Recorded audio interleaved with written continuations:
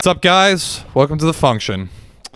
Been wanting to do this one for a while, but haven't gotten around to it. But it's summer now, so now we get to do it. So cheers. I've got my nice friend, Jake. Jake Rovira. You should probably say that. Jake Rovira. Also, I feel really bad that we didn't look each other in the eye whenever we toasted just now. Well, I was so we might have poisoned each other. No, I was looking at the. No, but you're supposed to do that. Like, you know that, right? No, I didn't know that. Yeah, apparently, I forget where it came from, but like if you toast somebody and you don't look them in the eye when you do it, it's supposed to be a tell that they might have poisoned you. I mean, yeah, the two things seem unrelated. Why? Well, I mean, I'm just like. Well, I mean, I guess if it's you're gonna poison somebody, and you look like, and you're like a professional, I guess it's so that like if it's your family member or something. Like that hates you or something. Like they're not a trained killer. That's they what just I'm saying. want to kill you. Yeah, because it's not somebody. It's not a psychopath who has done this multiple times. They don't like the girl you're with or something. Some Shakespeare stuff, and then they would like if they poison your drink and you look them in the eye, they wouldn't be able to like have that icy cold stare that they need to get the job done. It's kind of a less dramatic et tu brute if you don't do it. But yeah, no, it's not like somebody. Yeah. It's not like a fucking like Spetsnaz. Or like agent is poisoning you. Obviously, KGB. He's trained KGB. Spetsnaz is special ops. Is that what that well, that's special ops, like but that's not team? Espionage.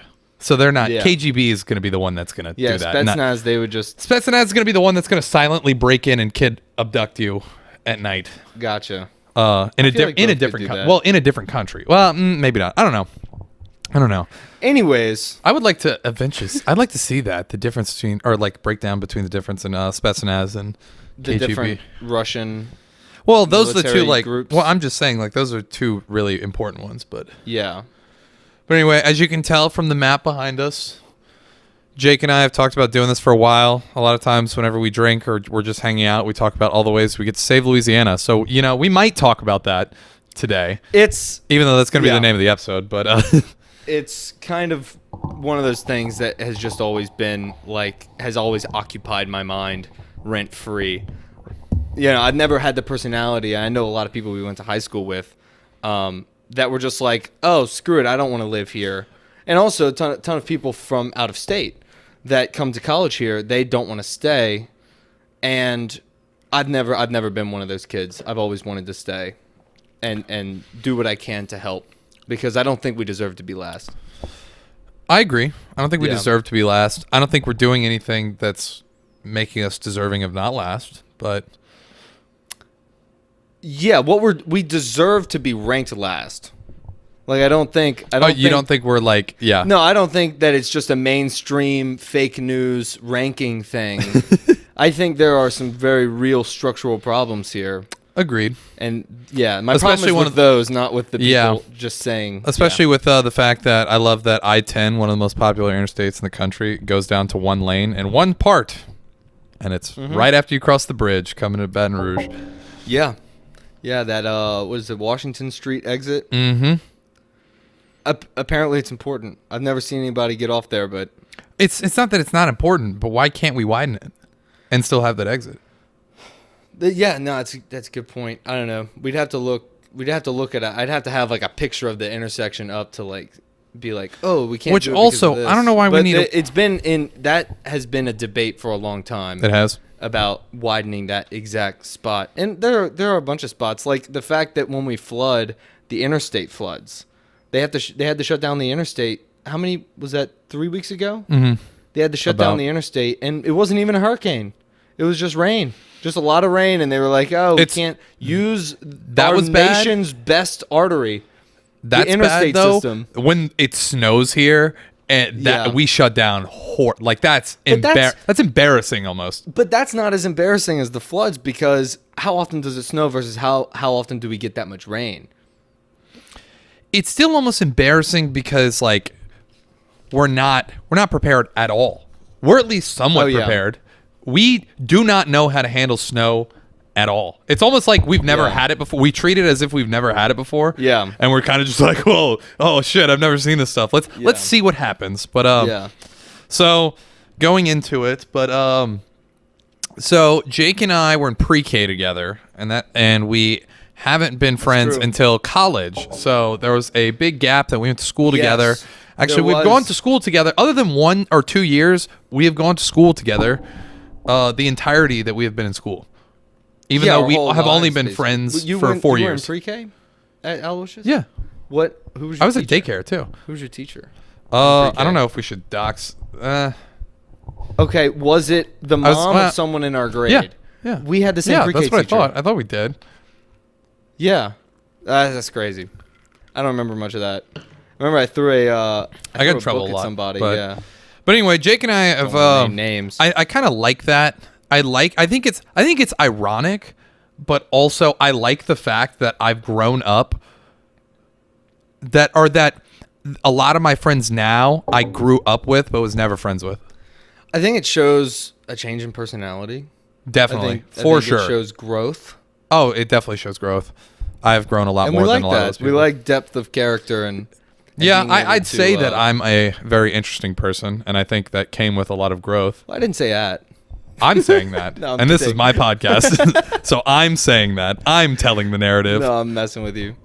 But definitely I think over the course of high school you became a much deeper person with more depth and being able to be friends with people that you hadn't been friends with before. I think that's really cool. Also, I think it's really funny that I said that I experienced growth and I learned a lot, as kind of implying struggle, but yet I'm out here saying it's my podcast that we're on, and I'm currently wearing a podcast jersey with my face on the sleeve, as if that's not a way to fucking stroke my ego.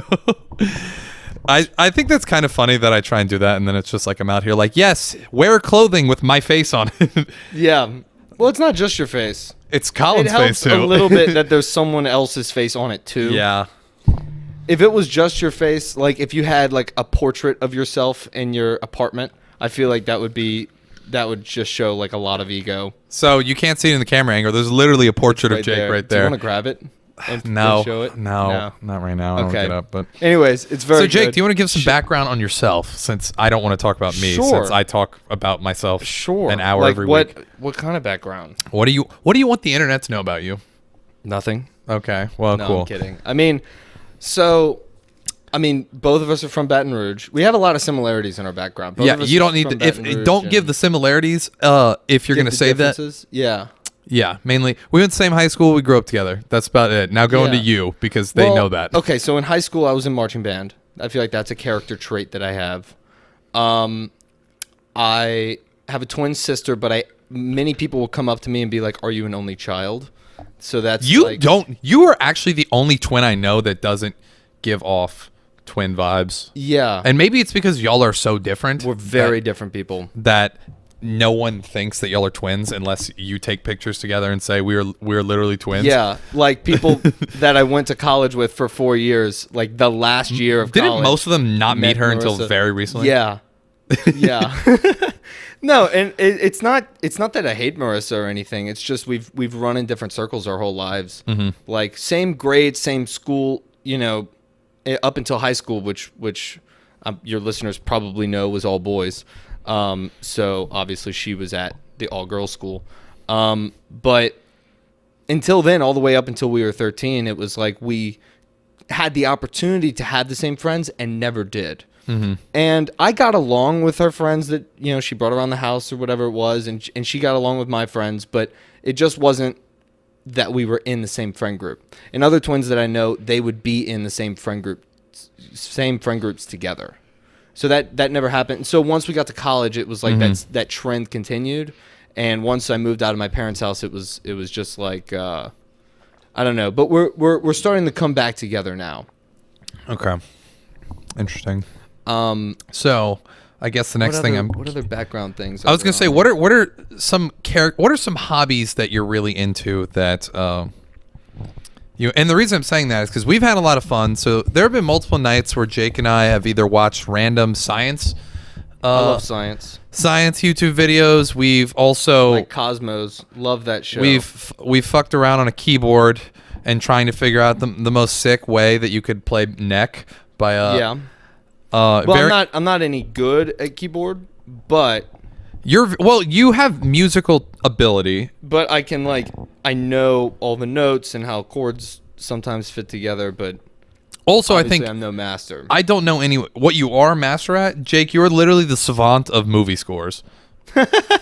I don't know anyone who I know the fact that I listened to Hans Zimmer. I'm like, I thought I was somewhat in the realm, and I'll listen to any Hans Zimmer movie score that he'll drop, and then you're out here with I've got a playlist that's 3 weeks long of movie scores, and I'm just like, holy fuck. Yes. They're sick, by the way. Movie scores are very underrated. I've started actually working out to some of them. Yeah. And they're so they actually do a good job. Listen, if you're trying to get your PR, is that PR? I'll be if you're maxing and you throw on some Attack on Titan, you go crazy. You go crazy in the gym. I know Torsion is one of my favorite songs. Torsion's great. Torsion is from not the Avengers score. Didn't you say it was in a Silvestri, but it was on. It was a trailer of it. Yeah, and I think it was for Endgame. I think it was an Endgame. It sounds like an Endgame one. Yeah. So for me, I listened to it and I think Thanos, but it was never a part of the movies themselves. I'm surprised. Did Thanos have his own theme? I feel like he should have. He had certain tunes and things that were Vader has his own. I feel like Thanos is of the type. Vader has a whole there's a whole song called the Imperial March and. No, I know. I think Thanos things that are associated to but Thanos doesn't have. I think he's infamous enough that he deserved one. He definitely deserved one. But when Thanos would show up, they'd do a deep womp womp womp womp womp. They did it was a thing like that, but it wasn't I guess Vader as iconic because it wasn't. They didn't do a continued stretch of a whole scene that was just Vader. Vader he got off the ship and he was walking in front of the clones and they played the question. Is it because he made so many appearances? Thanos was in 2 movies. Vader was in 3, but Vader was in those scenes a lot more and they were more dramatic, kind of. Yeah, Thanos was more. Thanos was just a fight scene. A lot of his scenes that he was in was fighting. So then it was just a fight song or a fight score. If we could pull up the movie and I could show you a specific scene, you would hear.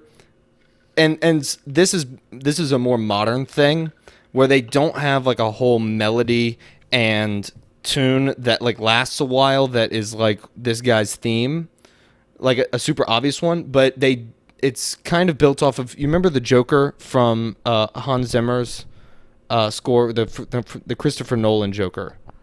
So he didn't have a theme. The Dark Knight? Yeah. Okay, yeah. So he didn't have a theme, but he had what Hans Zimmer did was, oh my God, can't believe you got me to talk about this. So Hans Zimmer got I think it was a cello player to play his highest note possible and just screech across it with that to make you uncomfortable. And Hans Zimmer would fade it in from nothing, the quietest sound ever, and it would slowly get louder and louder, and it just builds that Joker theme. But it wasn't a tune. It wasn't a song. You see what I'm saying? So Thanos had something like that. It was there was a sound that they made for him. That makes so much sense because I remember growing up, the amount of times I got in not trouble, but it would fuck me over is some of the most car trips I ever took with my family was around the time I had a portable DVD player. And I only had 5 movies, and The Dark Knight was one of them. And I watched that shit so much. And it was always, you're in the car. You can't hear. So you have it all the way up. And I remember, the Joker would come in, and then he'd be there enough that I have to, turn it down because it's, blaring. Because I had to blare it up because it's so quiet. Yeah. And normally, it's very rare that he talks loud. Yeah, I wouldn't say he talks quiet. The Joker from the cartoons is more cackling laugh. Cackling, very out there, very loud. Almost very poor choice of words. But then the one from The Dark Knight was so I don't know. Like, it's weird to say now. Well, now that like, they he had have that lisp. Well, it's weird to say because now that like he did little smacks. he was the closest that we got to, obviously, Joaquin Phoenix's, which was supposed to be literal delusion. Like the Joaquin Phoenix was like, this is literal mental illness. He is mentally insane. Before that, this guy was kind of like a psychopath. Like he was very intelligent. Yes. And like a mastermind of sorts, but also was on the edge. He kind of like liked staring death in the face and kind of just rolling the dice. Yeah, it was a very like visceral experience watching that Joker. Along with, but not quite as I would say Joker would be a really smart person, but like the situational equivalent of people who like to get into near death experiences. Yeah, a little bit like if you could bottle the feeling of those people who freebase fucking skyscrapers and put that into like situations, that's what the Joker is. Yeah, like a strange passionate relationship with death. That's what I meant to say. And anarchy too. Like Yeah. Welcome back to the Breaking Down the Joker podcast. Yes. This is now the movie score. So analysis where podcast. do I want to go with this? Also, I don't know. We were talking about hobbies. Well, no. I'm bringing it back. So the Joker with that. The other thing I thought was interesting is like, as you said, that movie scores have progressed. Isn't it interesting that like, I could be wrong, but wasn't Rise never played in like a serious scene? It was always in like a transition scene. Almost. See, I don't know what you're talking about. Do you know the song Rise? I do. I know that, but I could have sworn that was from a scene. No. It's multiple scenes. It's obviously the most played theme from that trilogy, but I'm saying like Batman it'll show like a city. It'll like zoom out of the city, or it'll be like he's cutting through the Batmobile. Like it'll be an intro into another scene, like a transition. Yeah, they had like a lot of like, if you remember, I think at some point it wasn't during like a fight they went scene. to China or something. Like Batman, Bruce Wayne got that on was a plane that was in the Dark Knight. When did he go to? Why did he go to Shanghai? I can't remember. I don't remember why. But like they like put something on the screen, like a title card, like Shanghai, and then that went away, and then it was like Batman on the top of a roof, and then he like jumped down and used his wings or whatever, and like flew somewhere or had like a grappling hook or something. It was that Asian guy who was related to who kept showing up again in the Dark Knight. I need to rewatch that trilogy. Yeah. I want to rewatch all of Nolan's movie. I like that I forget movies because it allows me to rewatch them. I kind of appreciate that I forget things about movies. I've been wanting to rewatch Tenet. I know you've been shitting on it, even though I'm shitting on it. I just think it's a little bit like, I love Christopher Nolan, awesome guy. I just think Tenet was confusing for the sake of being confusing. Well, to be fair, you fell asleep briefly in the middle of it, and also I think you didn't get it. And I think if you watched it a second time, a lot more of it would make sense to you. Yeah. Because I'm telling you, whenever I watched it with y'all, I had already seen it, and there's so many things that I caught. There was like, oh shit. Yeah. I almost like watching a movie a second time almost as much as the first time because I catch everything.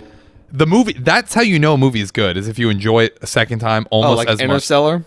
Oh, yeah. You know how many times I've seen Interstellar? Okay, I enjoy Interstellar, and I'll watch it for the 80th time. That's just one of the best movies. Yeah. I think it should be rated higher on the IMDb most. It's not enough people's favorite movie, in my opinion.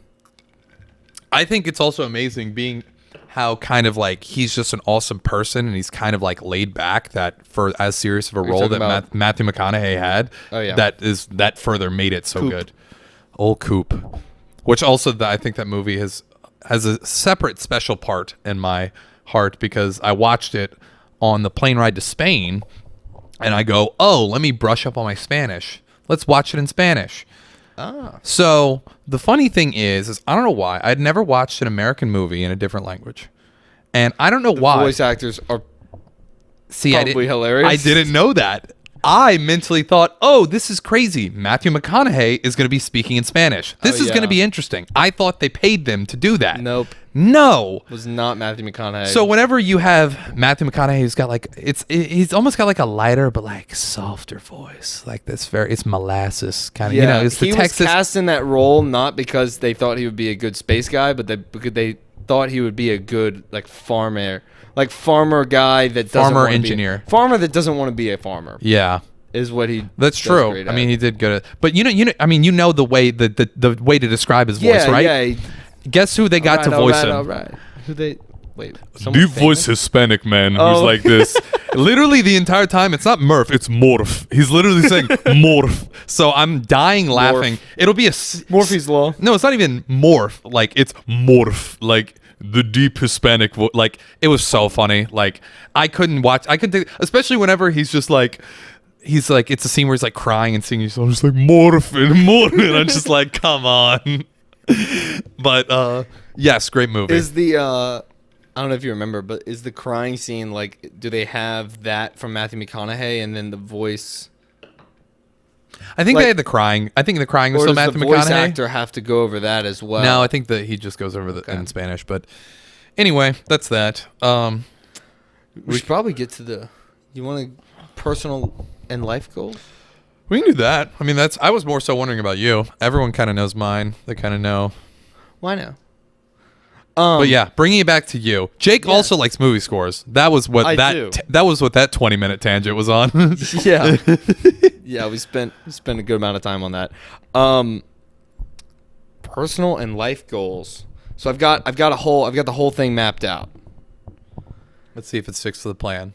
Let's see. No, I'm kidding. So it'll work. My plan, and it's stayed pretty much the same since like high school, is that I would do LSU, which I graduated last couple weeks ago, and then whether I get an MBA or not was kind of like I could or I couldn't. I ended up doing that. So once I'm done with the MBA next year, so that'd be May of 2022.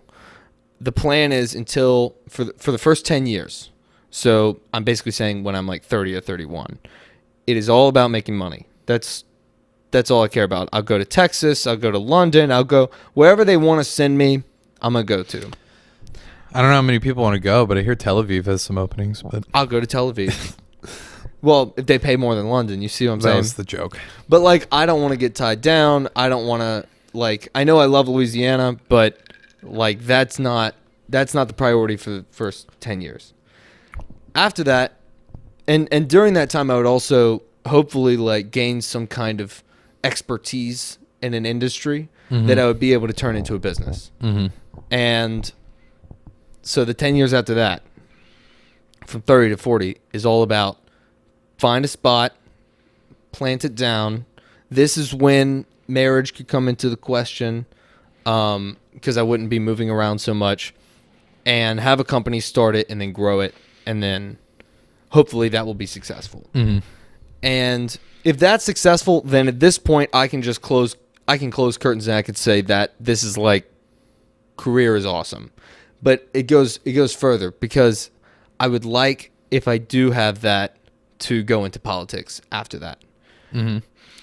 So this is all kind of a roundabout way of me getting into politics, but like not very fast. Like an extremely slow 20-year process of getting into politics without needing like campaign contributors. Like I would want to make sure to vote for Jake. Yeah. I just want to say that this podcast and what we talk about on this podcast may not be the most the best thing for a politician, I would say, but no, it's gonna be fine. But hopefully he is truly a great guy. Don't listen to anything else. Don't associate anything that I say on any other podcast, like poop jokes, to the credibility of this man right here, even though he is a blast to be around. But anyway, continue. I hope we live in a future where politicians do stuff like this. Like stuff where they just sit back, relax. They don't need to be so uptight. It doesn't have to be a hate ad or anything on TV. But they would just go to some kind of credible podcast or something like that and talk about just what they think. Which one thing that's very interesting with that the only thing I can say that relates to that is the fact that I think this is the most in history that a non-New Yorker has ever polled for mayor, either mayor or governor of New York. He's actually not in first place anymore. Andrew Yang is not in first Apparently. place. Yeah, I think there's a big. I watched a podcast. Okay, shout out to Breaking Points. Crystal and Sagar. Crystal and Sagar are thebomb.com. I listened to it today, and they talked about the New York mayoral race. Basically, Is it coming up soon? Is it this fall or is it? I don't know the date. I think it is this fall. Because aren't elections always in November? I thought they were, yeah. But anyways, yeah, Yang is, I think he's like second place as of right now because. And it is for mayor, right? It's not governor. It's for mayor. Okay. But Still a big deal. The first place guy, he's an ex-cop and he's like a big like crackdown on crime, but also not in like a racist way. Not in a racist way, exactly. He's like I think he's a Democrat. And I figured. I mean, he's running for the mayor of New York. Yeah. I don't even know the last time there was a non-Democrat mayor of New York. Giuliani? Probably, actually. Yeah. And that was 2000-ish. Yeah. And no, it's really big in New York right now. Like a lot of people are really concerned about crime, and yeah, because it's being run horribly. Yeah, but that's a big thing from like black voters in New York. Like they really. They want their communities to be safer. I just want to also preface this. I don't know what the fuck I'm talking about most of the time. So me neither. So you know a lot more than me. I don't pay attention to politics or social issues at all. I'm sorry. I have my head down trying to make it out into a better position. And it's one of those that it's like the same reason they ask you to put on your mask before helping somebody else on an airplane. That's kind of where I'm at right now. I'm not worried about anybody else until I get my shit ready, shit situated. I don't have to worry about anything. Then I'll start worrying on helping others. Yeah. And that's similar to why I say I want to start a business and have that be successful before I even consider going because if I think about like if I had done a political science degree and then go into politics, I'd have to work for some guy and work on his campaign, and then maybe one day I can gain the favor of the right people and they can say, hey, we want you to run. You have to be somebody else's bitch, in my opinion, if you go that route. No, you do. And I liked the aspect of Trump's 2016 campaign that he didn't have to have other people's money. He took other people's money. You also have to think of the fact that he did have a huge personal. He was very well known before he even ran. And he was well known. Yeah. So, anyways, I think if you really want to make some big changes, I think you need to have your own money that you can use for advertising. Oh yeah. And stuff like Do that. you know guess what Warren Buffett's biggest criticism has been? Of him? Yeah. Yeah, what? So he gives away at least $2 billion a year every year. He's been doing that. He's been doing that for the past 10 years, I think.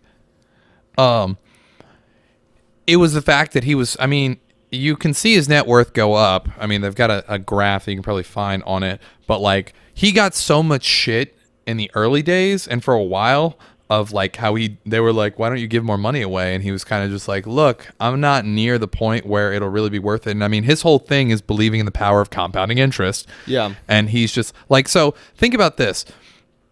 Well, you have to get your stuff straight. Like there's that part of the Bible, right? Where it's a story about there's a rich man that gives like 100 coins, but he's got like a million. It's the poor person who gave the one coin. And then there's this poor woman, and then she gives the one coin she had, and God looks more favorably on, like, you don't need to. That's the message. The message is that you don't have to God, contribute. Money over everything. Continue, sorry. But what I'm trying to say is, I personally think that if you can take your life and you can go make money, and then later in your life you can be a philanthropist and do good for the community, you're gonna have a much larger impact and you're going to be able to improve more people's lives that way. And because we're young and we've been given great opportunity from our parents, I think it's our responsibility to do that. So Well, I mean, think about that. Like, even like on his thing. So why would he made a good point. Why would he give a 100,000, a couple 100,000 here, a couple million there, or he could just wait, or he could just wait, and then once he starts, he's at the point where he's turned the stone, and he gives at least $2 billion away every year. Yeah, yeah. The only question against that would be, are you legit? Are you really gonna when you have more money gonna give it away, or is it never gonna be enough? No, I'm gonna sign the giving pledge. I actually, no, that's great. I fully. Do you know what that is? No. So the Giving Pledge was created by Bill Gates and Warren Buffett. It's a little self-explanatory, but no, it's literally like a pledge that they created that they approached. I mean, at one point they were the two richest people in the world. Gates and Buffett. Yeah, at one point. I didn't know obviously. Buffett was second place at some point. Buffett was first at one point. Buffett was ahead. Really? Buffett in 2008. Buffett doubled his net worth in 2008 during that period. From 40 to 80 billion. Oh, because he did he see through the housing crisis? Well, he was like this is first bullshit? off, for how big Berkshire Hathaway is, he makes it a rule that they have to have 20% of their value in cash at all times in case anything goes on quote sale, as they say. Good. So whenever to do that with their semiconductors, whenever the shit hit the fan and everything was so fucking cheap, he was just like, we got 20% in cash. Let's fucking use it now. This is why we save it. So then he bought a bunch. He bought a bunch of companies. He owns like is it BNSF? Yeah, BNSF. He bought them then. Yeah, he bought them at a good price. But anyway, they basically created it that they basically got billionaires to sign it to say that they will give away half of their net worth over their lifetime. At least half of their net worth. Cool. Half of their net worth at what point? Just period. Like, okay, cool. No, that's great. I think that's good. So they've got like a surprising support amount. I mean, I want to say something crazy that like 30% of billionaires have signed it. Yeah, that's a lot of money. Yeah, no, that is a lot of money. A lot of people don't. They see a billionaire and they're like, there's no way that somebody got that much money without some kind of cheating or gaming of the system. Because, like, do they really deserve that much money? Anyways, I'm a fan. I like that we have people that have that much money to be able to make such powerful change. Like, I mean, the Bill and Melinda Gates Foundation and all that they've done is pretty incredible. But Warren Buffett is in charge of investing all that money, right? No, I didn't. Warren Buffett is like, I'm pretty sure Berkshire like invests all of the money for the Bill on behalf of them. So yeah, because that's where I think that's where he gives most of his money away. He gives most of his money to the Bill and Melinda Gates Foundation. We wouldn't have like SpaceX and Tesla if they weren't doing those $1 billion deals like whenever eBay bought PayPal. That's how Elon had the money to do that. And so I think it's important that exists and that's happening. So yeah, I'm no proponent of taking away all the billionaires' money. My biggest thing in that realm is I defend billionaires because I want to be one, and I know I'm going to be one. Call me a psychopath all you want. I won't. I'm not. I was talking to the audience, but or the listeners. But anyway, the camera can't talk, Elliott. Fuck you, Jake. No. All right, keep going. What was I saying? I totally threw you off there. Like a kamikaze pilot, destroy. Oh yeah, no. My biggest thing is the fact that people want to like absolutely fuck up billionaires and stuff like that. But my biggest issue is, especially for politicians, is the fact that they think that they cheated. Going back to, they're like, there's some way that they cheated or whatever. It's like, first off, they use the system that is in place. Yeah. Literally, the tax system is set up to encourage people to make money in business and investing.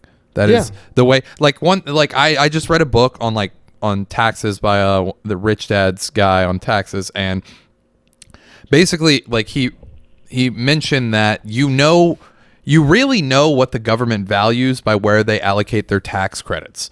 So if they really cared about affordable housing, they would have a fuckload of tax credits there because they realize that the free market is the best way of getting something done. So if you give them the benefit of tax credits, the market will flood. But they don't do that, do they? Well, that's the point. That's why there's not. That's why they should.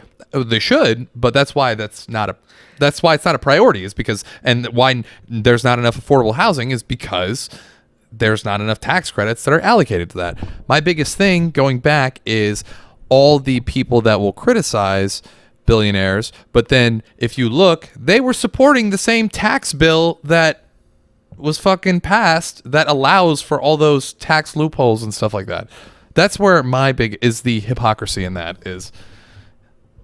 Oh, what? Like that billionaires are supporters of being taxed more? No. Well, not even that. I'm talking about like politicians who will say like fuck billionaires and go after billionaires even though they literally agreed on a bill that allows for more restrictions like on that. Yeah, there's I don't know about billionaires, but corporations definitely are not in favor of higher taxes. Definitely not. Well, yeah. And they do real, lobbying. They put a lot of money into that to make sure that they do get tax exemptions. Oh, yeah. And stuff like that. I got it all right here, Elliot. Oh, yeah. Look at this nice little novel that Jake obviously doesn't watch the podcast because look at this. Or not a novel, an essay. Look at the essay he wrote us. It took me like maybe an hour. Which makes me feel really bad because today's... this is how long the bullets were for Colonized episode that went an hour today. And you wrote 2.5 pages of stuff. But anyway. Are we going to get through this? We can. I'd like to. Sorry. I just like talking with you. No, I like talking to you. That's why this is so easy. Even though I think we maybe should have started on less strong rye or with... We should have started with what? I say we should have started with something less strong because I don't know why, but... Well, yeah, I gave that one a heavy hand. I'm feeling this one already. Yeah, you're only halfway and we're only through. 37 minutes in. Oh, it's going to go by fast. The last 30 minutes is going to be a blur. I'm not going to black out on this, even though I have done that before. Go watch that episode. What? Okay. I'm quick, very tell me that story. Hold up. No. I'm very disappointed that you're on the podcast, and I don't even know if you've seen a goddamn thing. But I just want to say... There was an episode that we did that was very end of the world style. It was the only time we did the Joe Rogan angle that we talked about. So Hunter's square table? Yeah. We had one on either side, and then we had two behind it. So where it was like here, here, here, and here on like the camera angle. Right. So you had two people on two It was sides. Colin, myself, Hunter, and Clay. And we did an end of the world style where it was kind of just like because most of the time the end of the world isn't like demons. Wait, what? Leave this studio. But normally, aren't the end of the world episodes like shooting the shit? Isn't it normally like Brian Redband, Joey Diaz, or like Tom Segura, they like get somebody high like off their ass and we tried. Clay and Hunter picked out 19 different beers for us to try, and we drank them all on the podcast. And then that was our longest one. We normally go for an hour. That one was 2 hours and 20 minutes. So it more than doubled. Then after that, we drank Willet bourbon and smoked cigars, and I, for sure, almost blacked out that night. Not on the podcast, but that was later. That was the most laid back, relaxed show because like we had pee breaks. Like literally, Hunter and I went up to go pee, and then came back, and then Clay and Colin went to go pee, and stuff like that. But yeah, so I've started wanting to fuck around with these more, but I don't want to do it with guests that I don't know. And this is the perfect thing of what we always do of just shooting the shit, talking about goals, talking about saving Louisiana. People that have been to my apartment before will realize that we moved this couch and that it's in the middle of the walkway. I think people who've been to your apartment before don't watch this this podcast. Ouch. Yeah, it sucks. But oh well. Sorry, bro. It's okay. This is fun as fuck. I love doing it. I will do it. I will do it fucking forever. I'll do. I'm not saying that's what it's all about. I mean, when they asked Joe Rogan, like, what he did it for like years. He did it for no one watched 12 it. years. No one watched it. I mean, I'm not saying I'm going to get as big as him, but I'm like, if I do it for 10 years. Well, he never said that he was going to get big. He didn't care. He just liked being in front of a camera and talking. Well, he just liked interesting conversations. Which is kind of what I want to do with this. Is I need to, because that's the thing is I need to get. Not saying my guests weren't interesting, but they don't want to.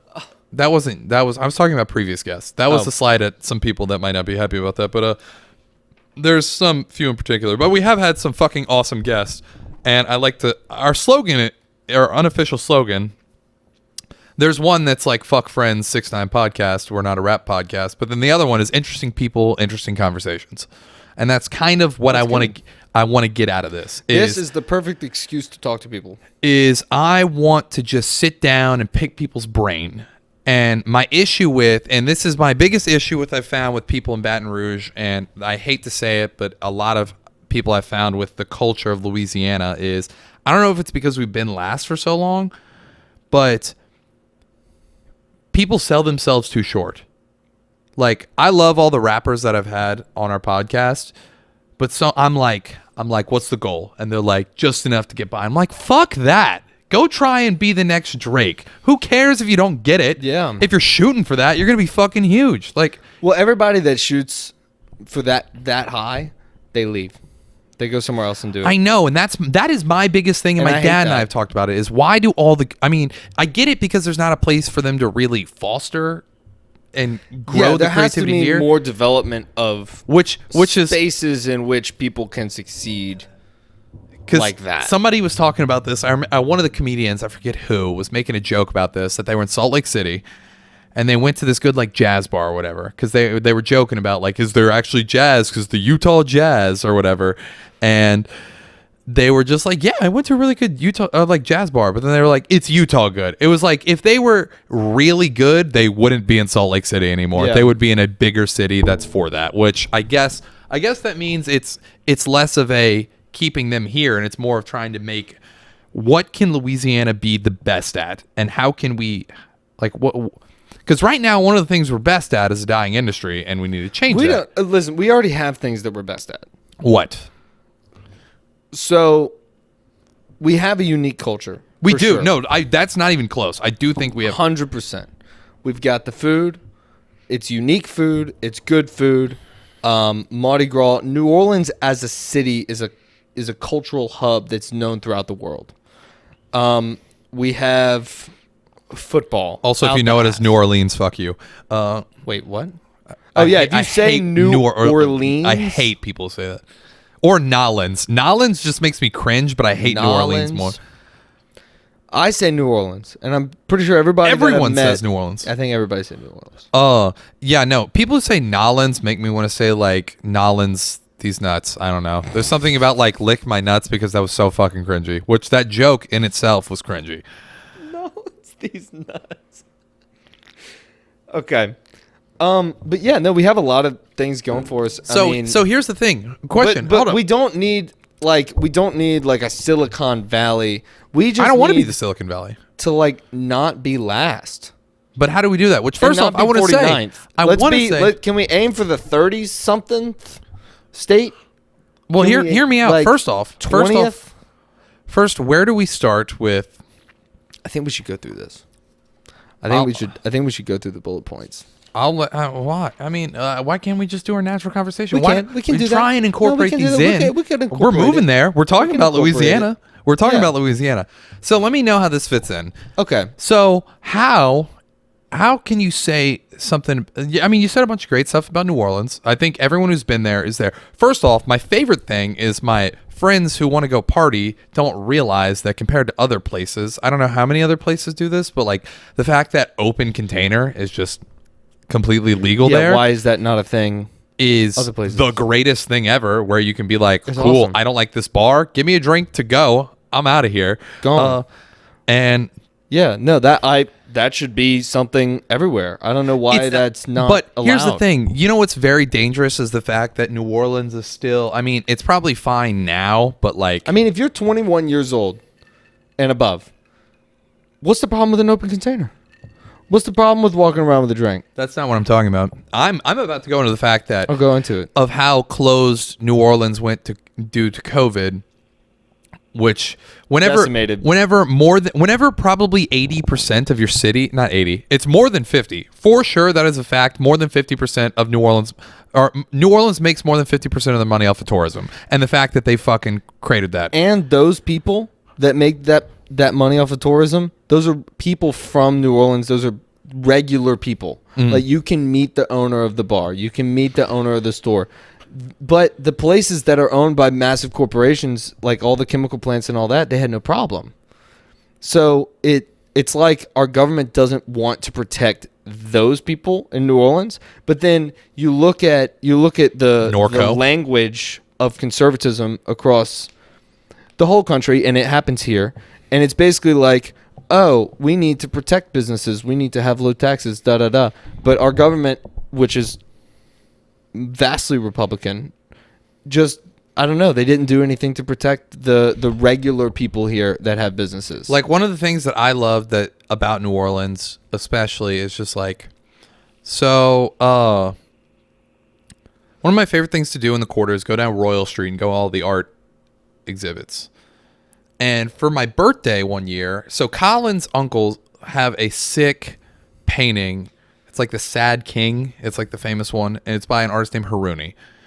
Cool. And I've met David now multiple times. I'll go visit him every time I'm in the quarter. I'll make sure to go stop by his shop if it's open. But like, I thought, like, Colin said his uncles paid a lot of money for this painting. And like, it's a very nice, big painting. And like, he's very serious, very well-known artist in the quarter.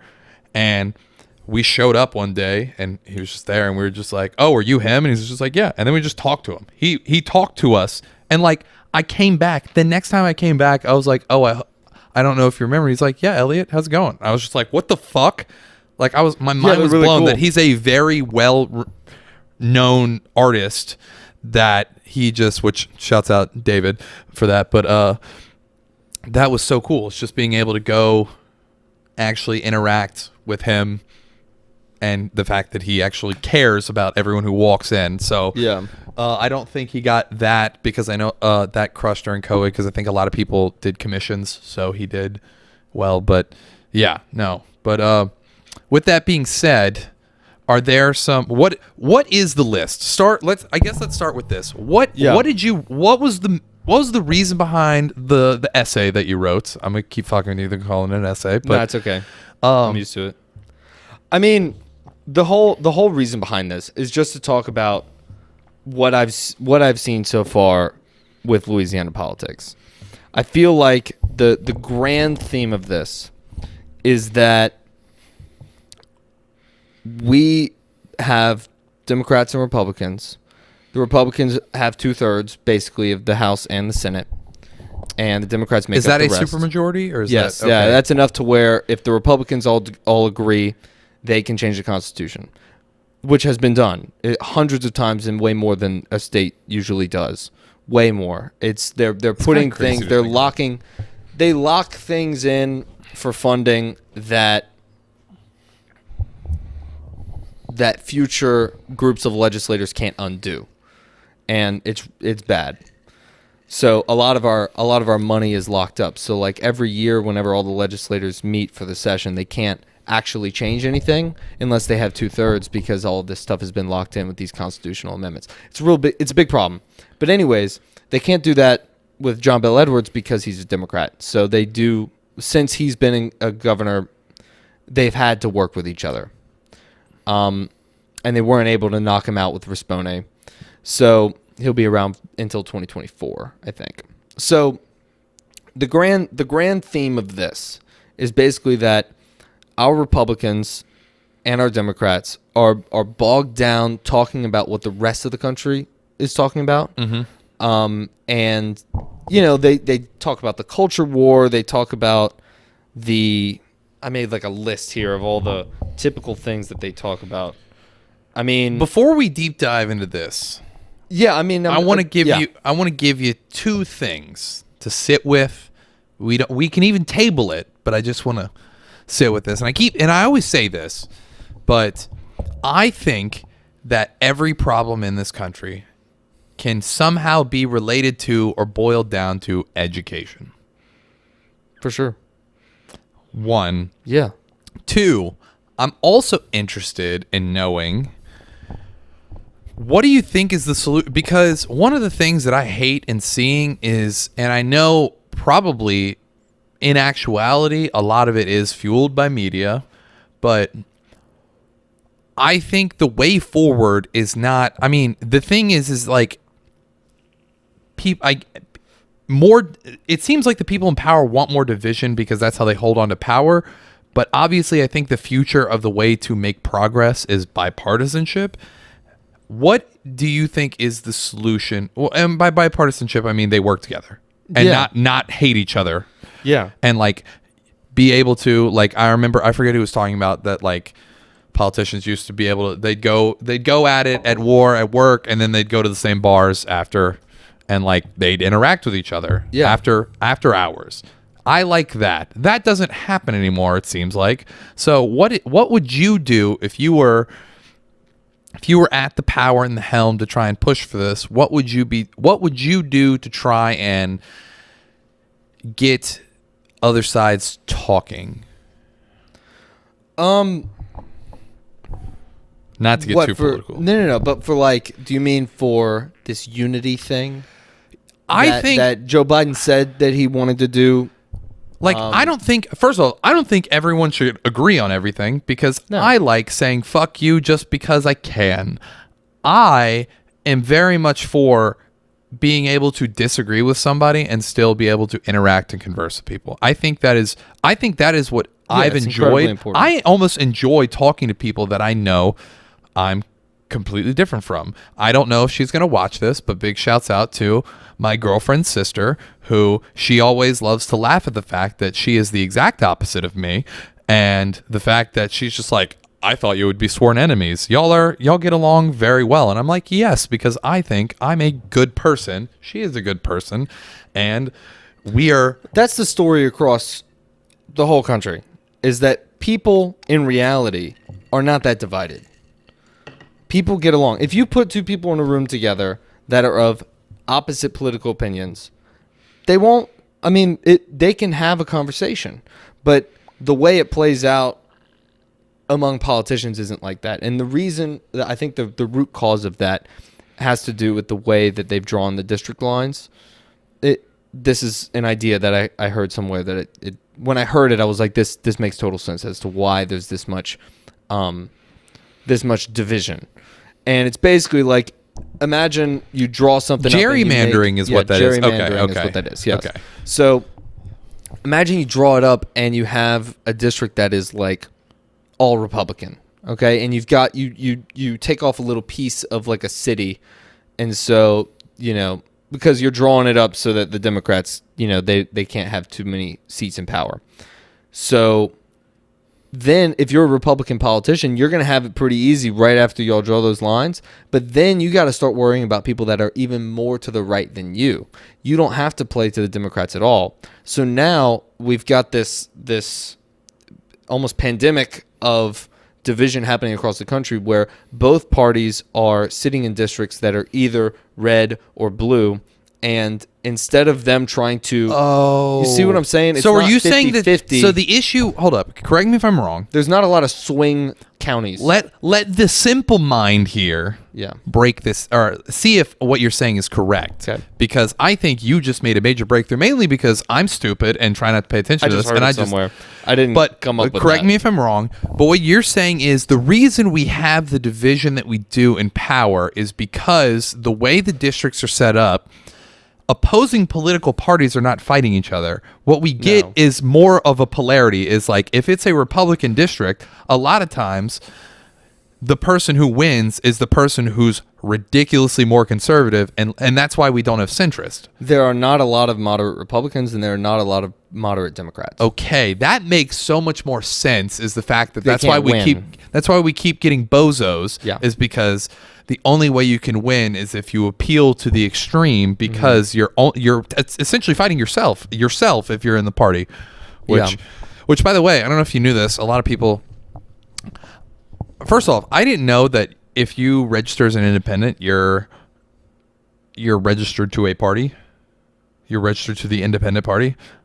I didn't. I am not registered at all, and I think I will stay that way. I kind of like that. I'm registered Republican, in fact.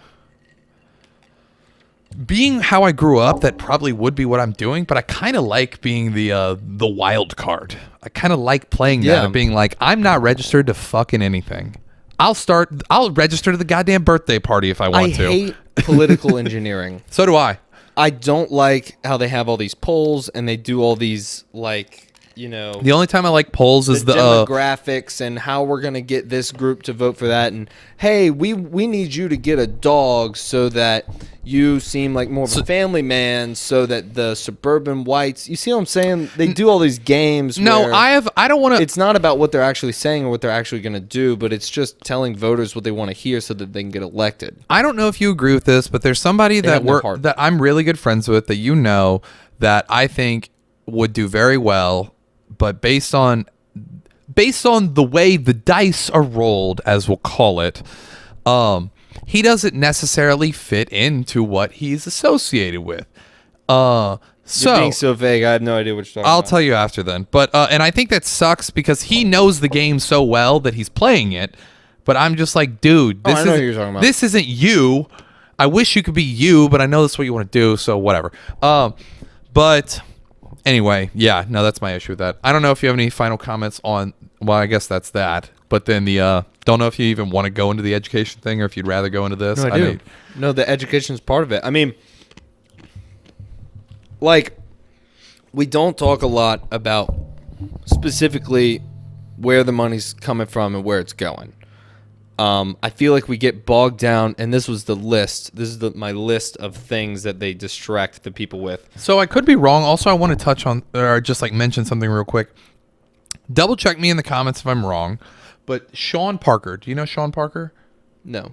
So he was the guy, he started Napster, and then he's the guy who came in and helped take Facebook to the next level. So he's a billionaire.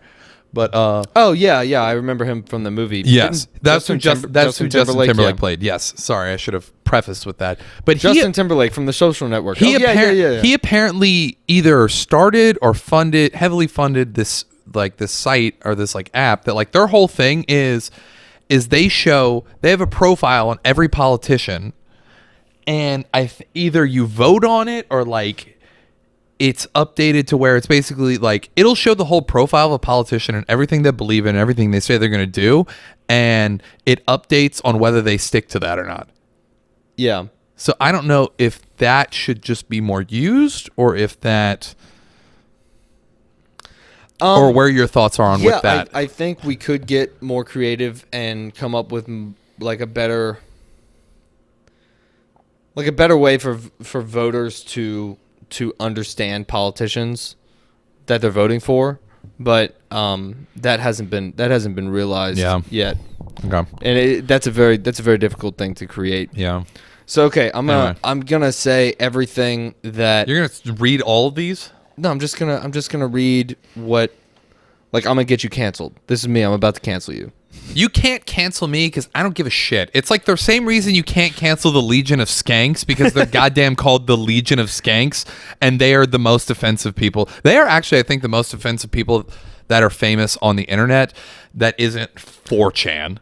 Never heard of them. So their biggest associate, I don't think he's actually part of it, but Ari Shafir is one of their biggest supporters and recurring guests. Love that.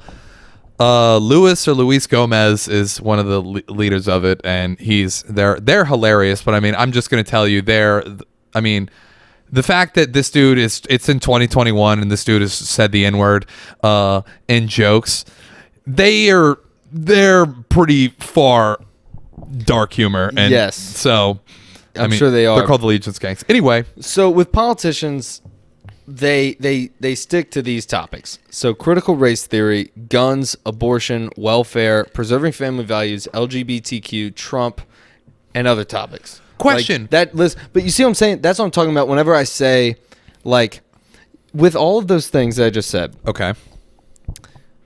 They are arguments that could continue forever.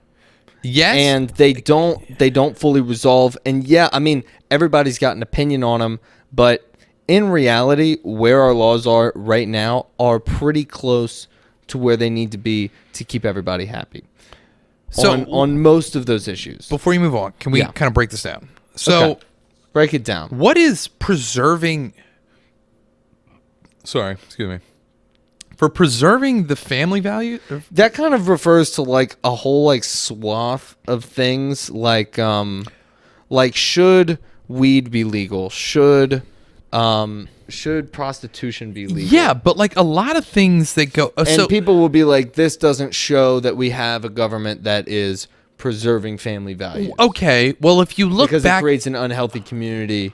You see what I'm saying? the community is already unhealthy. I yeah. think they're so ignorant in this. This isn't goddamn the start of the 70s with that 70s show where you have a happy family, but obviously if you can't go get a job that can not only support your family for a comfortable living and also have a pension, because that's the thing, is everything used to have a pension attached to it and you'd be fucking set after you retire at 65, but because you smoked 4 packs a day, you would live to 68. So actually 69, funny sex number.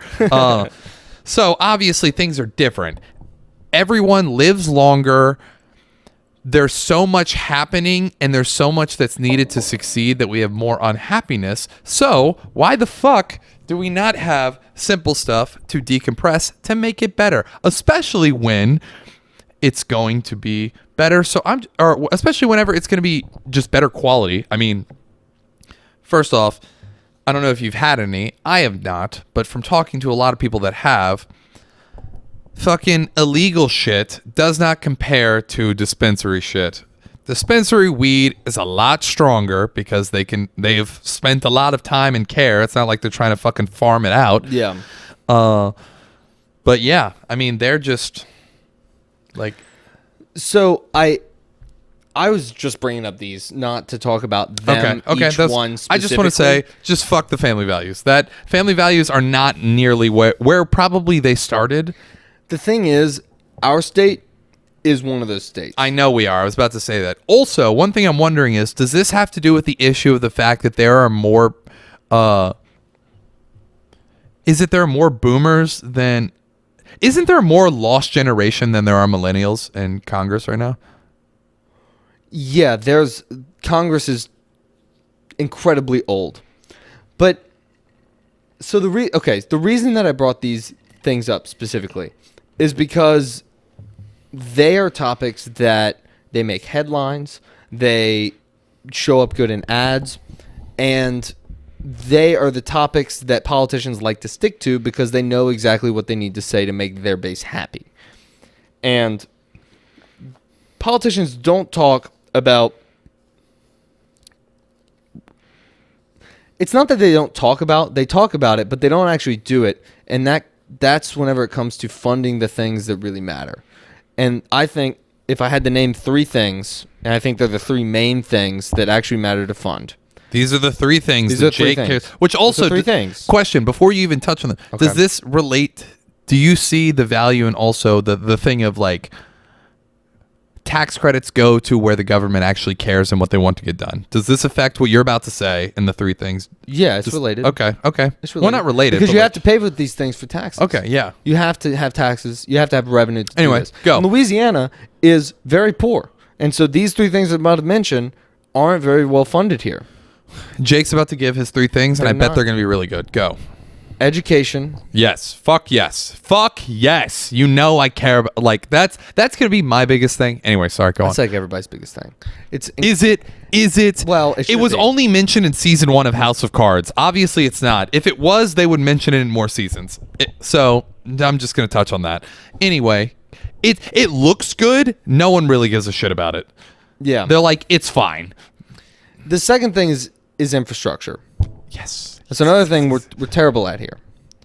And yeah, it is more expensive here, and this is something my dad talks about. It's like, look at Louisiana soil versus look at Texas soil. It's a lot harder to put down a road here. It's gonna, the soil moves, it's soft. Whereas Texas, you put down concrete and it stays there forever. Whereas in Louisiana, like, we have all these potholes because they keep coming up because of the type of soil that we have. Doesn't it also have to do, I know, especially Baton Rouge, very soft doesn't it have to do soil. with like the pressure of the river? Yeah, that Can't too. that affect? But not everywhere. Like past Highland, you probably wouldn't have those problems. It'd be like between Highland and here you would. So, and then the third thing is public safety. So I think if you have a community with good roads, good schools, and the people feel safe, I think you will have businesses coming. Is that all of all over the public place. safety? Is just people feel safe? Is that it? Public safety includes, in my opinion, it includes healthcare as well. Okay. Like feeling like if you get hurt, that if you go to the hospital, you're going to be okay. And also, you're not going to be worried about going and being like, oh, my bill was $10,000. Yeah. Okay. Yeah. Yeah. So that's part of, like, if you have a job, you will be able to have your kids go to a good school, and you won't have your house broken into and killed in the middle of the night. And, you know, if you get in a car crash, you go to the hospital, and your business is going to be able to pay for that health insurance, and you're going to be taken care of. Your life isn't going to be ruined. Yeah. I think that statement, just like put that in a box, that is what I think people really care about. Those are the fundamentals. And I think Louisiana needs to go to the fundamentals. We need to quit. We need to stop being concerned with what the rest of the country is constantly talking about, because that's what's making headlines and everything like that. I wish we had an option for a party here that wasn't so concerned with what the rest of the country's talking about. So we'll get there. I want to. Okay. Spoiler I was about alert. to say, I definitely want to talk about that. I Yeah. know about this because we've been friends so goddamn long. But so first thing I want to touch on is, so how different do you want to be? Do you think the country would be? As I'm just saying this. So think about I know we need the financial system, but it benefited a lot of the people at the top. And hey, I want to be one of the people at the top. I want to be one of the richest people in the world. But in 2008, whenever they bailed out a lot of the banks and they did a lot of that, my dad and I always talk about this, is the reason, and I mean, even COVID has shown that like the reason. So 2008 is always talked about for how bad it was. And even the CNN documentary or docuseries, which I don't know if you've seen the Decades docuseries. No. Have you not seen? They did one on the 70s. They did one on the 80s. They did one on the 90s. They did one on the 2000s. You should. They're fucking great. All the right. 2000s, one of them was obviously on the financial crisis of 2008 because that was the end. But In the Iraq War. if you look at, I mean, Another big part. no, I'm telling you, it's a season. It's a season on a decade. So each season is a decade. Anyway, so if you look at the graph, shit started happening in 2007. Most financial stimulus didn't come in until 2009. You mean stimulus for the banks or for the Everything. people? Everything. The government reaction. In COVID, it took, while it was late, it took what, 2.5, 3 months? Wasn't too late. It actually was. That's what I'm saying. Quite fast for our government. That is literally why. But they kind of had that bill. That first COVID bill there was some sketchy. It was very big and it had a lot of stuff put in there. Hey, we're not talking about that. Okay. We're just breaking it down in the fact that one of the reasons why, even though there was a lot of issues and everything that happened with COVID-19 and all that and how the country handled it, the reason why this country did not suffer as nearly as bad as it did, it's not like the sky actually fell. The sky was about to fall, and then the U.S. government kind of caught it. Yeah. They might drop it. There wasn't a lot of chaos. Yeah, that's what I'm saying. Well, until with the shopping carts and like the fact that you would have toilet paper shortage. No, that wasn't true chaos. I mean, especially for Louisiana, we were like, oh, out of toilet paper, whatever. Like, because that happens before every hurricane. Well, anyways, first off, also happens. second off, there was a Georgia Pacific plant that was cranking those out in Zachary, so we were pretty close to all that shit. Yeah, so we weren't. also, yeah. So, but anyway, we have a lot of manufacturing here. By the way, it's our largest industry. we'll get back. Okay, we'll get to that. So one thing that really interests me and that's just very interesting, is the fact that you see that even though it could have been handled better, the reason everything didn't collapse, and also you probably noticed this too, is the fact that the stock market went down, but it went up and then went really up pretty quick, and that's because the government stepped in with so much stimulus so soon. It wasn't like 2008 where they were like, nope, this is fine. Nope, this is fine. Oh, people in the streets, oh, this is fine. Oh, only this many people died? That's fine. Yeah. And then it took fucking almost 2 years for them to like actually be like, okay, maybe we'll step in. It was very helpful that it was during an election year. Very helpful. That is true.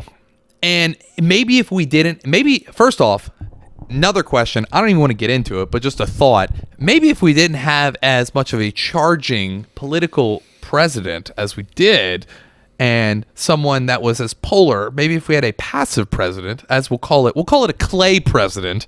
Not saying Clay would be president. I'm saying that somebody like Clay, our friend, who's the most neutral person ever. Called out.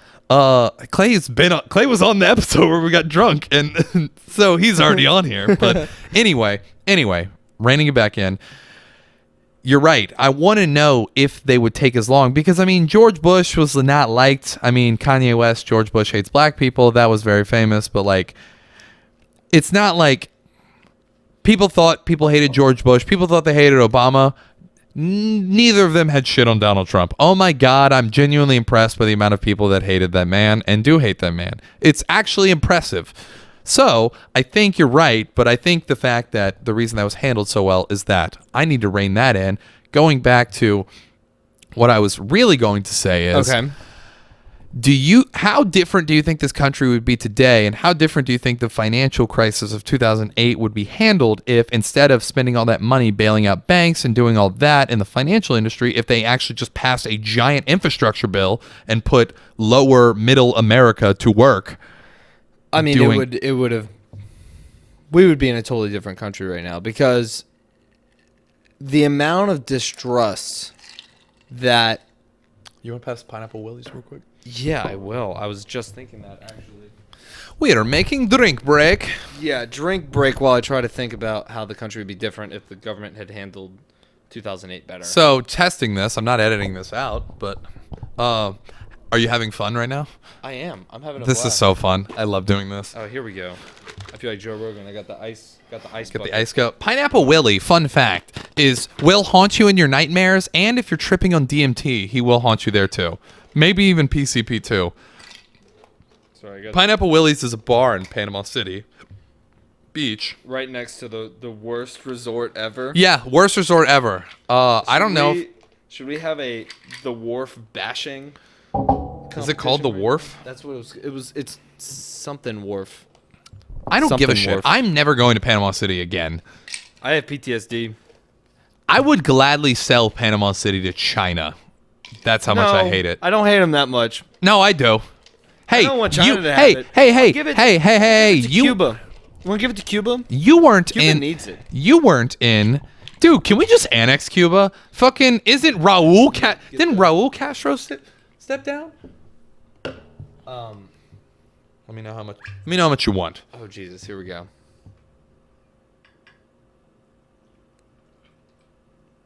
All right, stop. Okay, now I gotta add some water to this. All right. Drank all my water. Here we go. Okay, so Hey, Sazerac, please sponsor us. Also, Jake's uncle works there, so.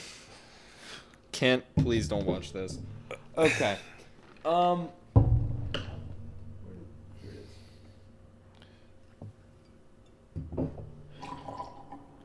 Oh, that's terrible. Maybe if I do like this. Will this work? Can I get it to just no? Not in those cups. Those cups suck. Oh my god, this is terrible. Okay. Big F All to right, Jake. that's Here. fine. Take, Gigantic here, F. Here. No, I got it. I got it. We got it. Pour from this one next time. I will. But now we're back. So, did you sit Okay. on that, or did you get distracted by the whiskey and I did. I got very and distracted. Pineapple Willie, who is now staring at me? I think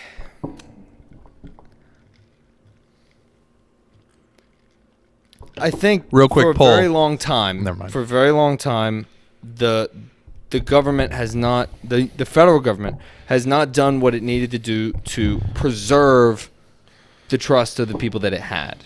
So, I mean, it probably started after 9/11 probably. I mean, you look at the Patriot Act. And you look at you look at the rise of the tech companies that are unregulated. Well, you also look at the we love 2008, Vice. they We bailed love out the Vice. banks. We love Vice. We love seeing the executive power and everything that came with that from the movie Vice that we saw. Yeah. And also Congress has been increasingly weak over the past 20 years where they just Because of Dick Cheney. divert power to the because it's very bad for business for politicians to actually do anything. And so they don't want to decide. So they'll say, oh, we'll just let the executive branch decide. So they write all these bills that are gigantic and have these really vague, positively titled things like the Patriot Act. And then the executive branch, which isn't elected, except for the president and the vice president, they're left with the responsibility to figure out how to appropriately do things, and they don't do that well enough. So question: real quick, how do you feel about Congress having term limits? Well, I don't think that'll help. Do they? You don't? Do they have term limits? I don't think they do. I mean, they put term limits in Louisiana pretty recently, so No, I'm talking about on federal level, not state. I mean, because think about it. If you're president, you have your 4 years to go kick ass. You have to perform, or you're out. I don't think, unless you get one more and then you perform and then you're kind of like done. We don't have an environment where we're electing enough good people to justify term limits, in my opinion. I think term limits would be great if we were electing good people and then they just stayed there so long that they became corrupt. But the thing is, our election system itself hasn't been producing great people, and it had it's the system. That's the problem. The problem isn't that people are in Congress for too long. It's that we have a system that is getting people elected to Congress that, like, I actually trust people that have been, this is going to sound fucked up, but I actually kind of trust people that have been in Congress longer than I trust the people that are brand new, just because they were elected during a better time. Okay, interesting. Like, think about Bernie Sanders. I trust that. Do you trust Bernie Sanders? I do. I don't agree with a lot of stuff, but I do actually genuinely trust Bernie Sanders. Believe that he has our best interests at heart. Oh, he does. We have disagreements, he for sure does. but he's a stand-up guy. But then you look at the new politicians, and it's like, what did they have to do to get elected? True. All right, so Jake's about to get back into this. We had to take a little break because my computer was about to shit this. Technical difficulties. Yeah, no, dude, you have no idea. We've lost maybe 8 episodes. To technical difficulties? Yeah. Or storage problems? No. It was before it was audio or like recording software. And it fucked us so hard and it sucks so much. Anyway. Yeah. I wanted to read one of these. But while you do that, I've just been drinking enough. I haven't had nicotine since March. I would actually like. Is this about to happen live or not live? Gab, I hope you're not watching this or listening to this. She does. She actually does now. Damn. So we will see. This is my Gab, first you saw time. nothing. It's my first time doing it. How long? March. Since March. It's been 3 months. Now, make me a promise that you're not going to go buy one. Oh, I haven't bought nicotine in like a year now. Okay. So well, that's good. That's a great. It's a habit I've been meaning to break. I can help you with that. Works I can help you with that. I don't think you want it bad enough. No, I That's don't want the it bad thing. enough. So anyway, read what you want to read, and we'll jump back into where we were at. Okay. So one of the core arguments in favor of cutting taxes on businesses or giving out tax exemptions is that they will be more efficient than the government with that extra money. Does that sound agreeable?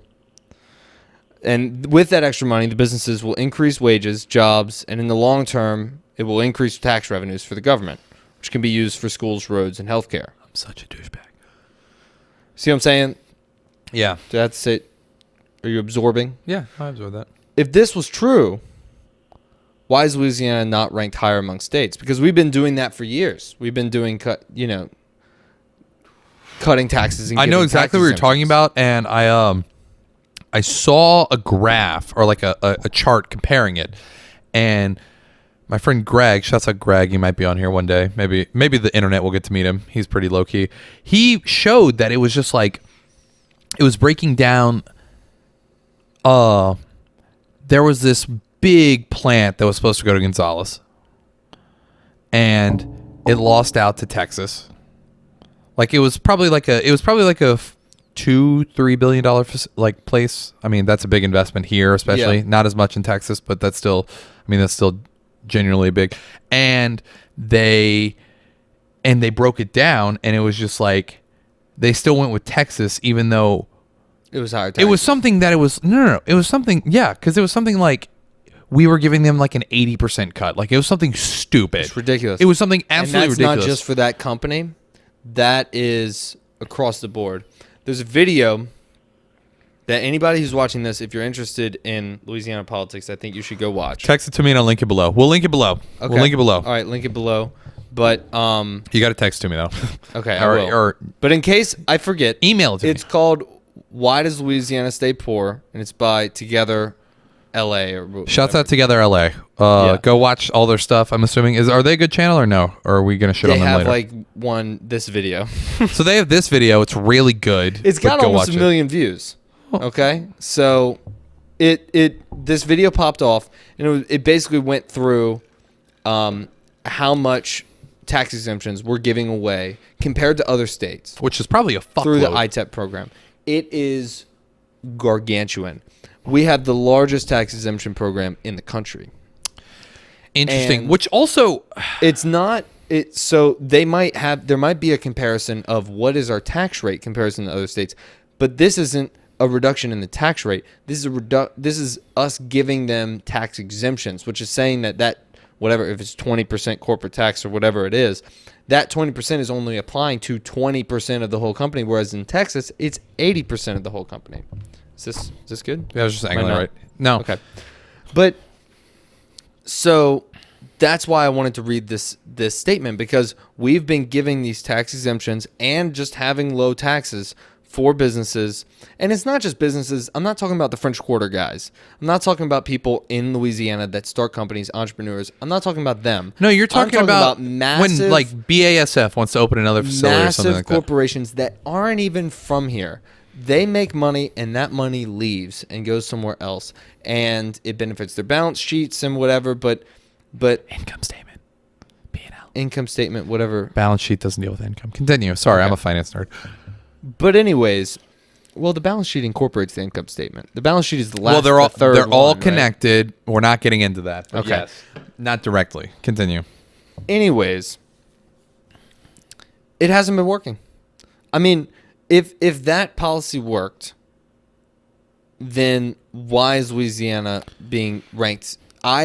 In my opinion, from where I'm sitting, it looks more like we are being taken advantage of, and it looks like our local governments should be making money off of these plants that they're not making, because we're the only state, and this is said in that video, we're the only state that has a state-level board that determines these tax exemptions instead of it being determined by the local municipalities that these plants are located in. So in another state like Texas, the way it would work is they'd have this massive chemical plant or oil refinery or whatever it is, and the local government in that area would determine whether or not they want to give tax exemptions, because those taxes go to that local government. So the state government is giving away money that isn't even theirs to give away. That's the problem. Yeah, that's also fucked. Local governments are the ones responsible for the three big things: the education, the infrastructure, and the public safety. That is local governments that pay for that. So is this coming together for you as why, or my chimp brain is piecing this together? Don't worry. Why we're having so many issues? No, I think we've never gotten into the weeds, so I've never seen the weeds and how bad they were. The weeds are bad. So, and the weeds are pretty tall, and there's a lot of them. So yeah, I guess I've never seen them, and I'm actually gonna go watch. Condensation is killing me. What? Keep going. Sorry, my drink just has condensation all over it. Here. Oh, lovely. Take that. This is awesome. Okay. Continue.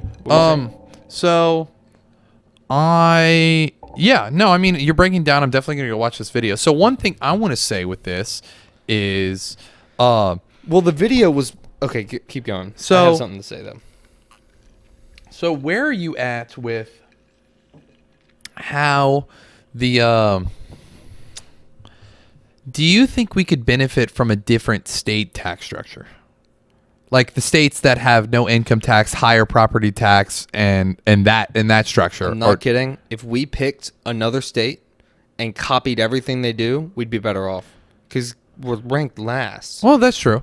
Well, I mean, actually, that's true. I mean, well, how do you feel about that? Do you think we should switch to a higher property tax, lower income, no income tax, no state income tax, and then? Now, we're not going to copy California, Well, California does not have that. California has 13% state income tax. That's pretty low. Right? State. Is that high or low? I don't know. That's really high. That's on top of federal. That's on top of federal. Oh yeah, no. Never mind. Don't do that. Don't do that. But what I'm saying is like if we could do better to copy states like Georgia, for example, doing incredibly well, very high ranked state as far as the metrics of healthcare and education and infrastructure. As far as all those things go, there are a lot of other states in the South that are doing well, and almost every other one around us. Well, not Mississippi. Mississippi is garbage. Well, I mean, just and like Arkansas. Us. But Arkansas is doing a little better. Well, you know why? Why is that? Because the company that makes the most revenue a year out of any other country in the world is literally located in Bentonville, Arkansas. Is that Walmart? Yep. Yeah. Do you know how much revenue Walmart does a year? Ridiculous. $500 billion in sales a year. So that's the thing that's crazy is Amazon. Amazon does, I think the store does like something like 20 to maybe 50 billion. So Walmart, for example, this is a great example. Why are we giving them tax exemptions? Or why, like... Do we? I'm genuinely asking. Do we give... No, I'm talking... These programs are more considered around, like, refineries and chemical plants in these giant places. Which, by the way, did you know that the Walmart greeter was invented in Ruston, Louisiana? The Walmart greeter? Do you know what I'm talking about? No, like the person at the front? The person when you walk in, they say, hey, but then they check your receipts at the end. Oh, yeah. To make Ruston, sure you're not stealing. the one in Ruston started that. I love that. That's great. But Walmart, at the end of the day, their headquarters isn't here. And same thing for Exxon. And same thing for many of the other companies that, like, there's a chemical plant south of Baton Rouge that's owned by China. I mean, I know because I had a relative that used to work for it. And it used to be a European company, and then it was bought by China.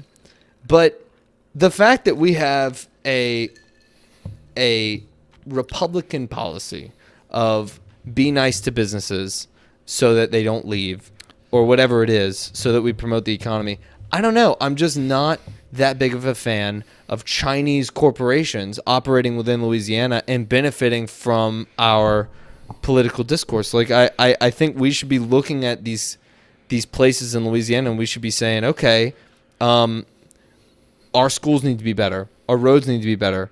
We need to be charging these people more. We need to be charging them at least something comparable to what other states are charging them.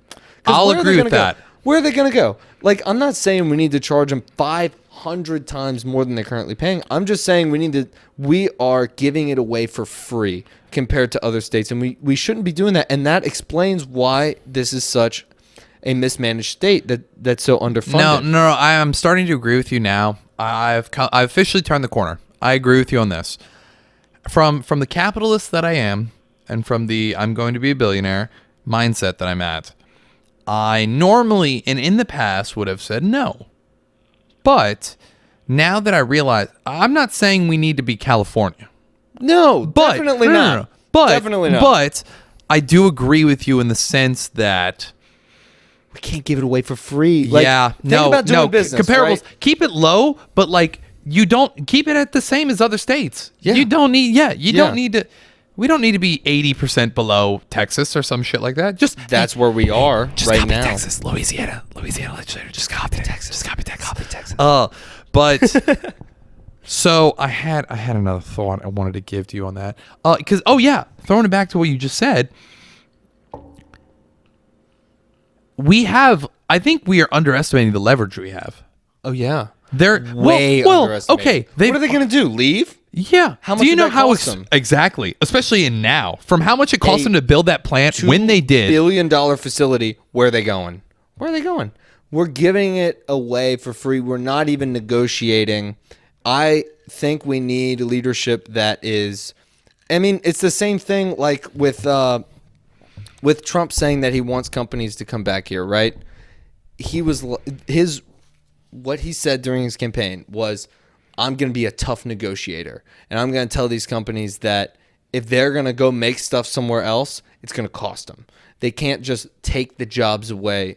So we need a tough negotiator that is able to say, okay, how much would it take, hypothetically, if we started increasing taxes or not giving away these tax exemptions or whatever it is? At the end of the day, it's just them paying more in taxes and our government having more money to work with. How much would it take for them to leave? Okay, that's where we don't want to go past. But we also don't want to undershoot that by, like, we have complete overkill of this ideology of, and that's why this is the first bullet point I have is I'm a conservative because I believe that a large government is harmful to the economy and would be more likely to infringe on the rights of the people.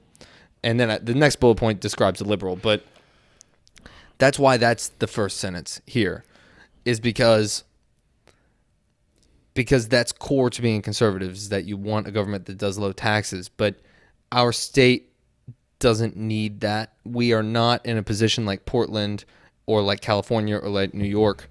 We're in a position where we have completely overdone that statement, and we have a tax structure that is painful to the middle class and to the lower class, and even to small business owners here that could be considered upper class, but extremely kind to corporations, some of which are owned by China. And I hate that. So I wanted to go into something else, and I'm going to, while I try and remember what one of them was, the second one I want to know is, where are your thoughts on JBE trying to convince CenturyLink to stay here? And probably, I don't know the details, but I'm assuming part of the reason to get them to stay headquartered in Monroe was some tax stuff. Well, yeah. I don't know exactly how it works, but I think if the headquarters is in a state, it's very good for the government of that state to, like, collect from. Well, yeah. We only have 2 Fortune 500 companies headquartered here. Off the top of my head. Shaw and Entergy? No. Entergy's one of them. Entergy and CenturyLink. Oh. Well, the crazy thing is CenturyLink has totally switched their business model.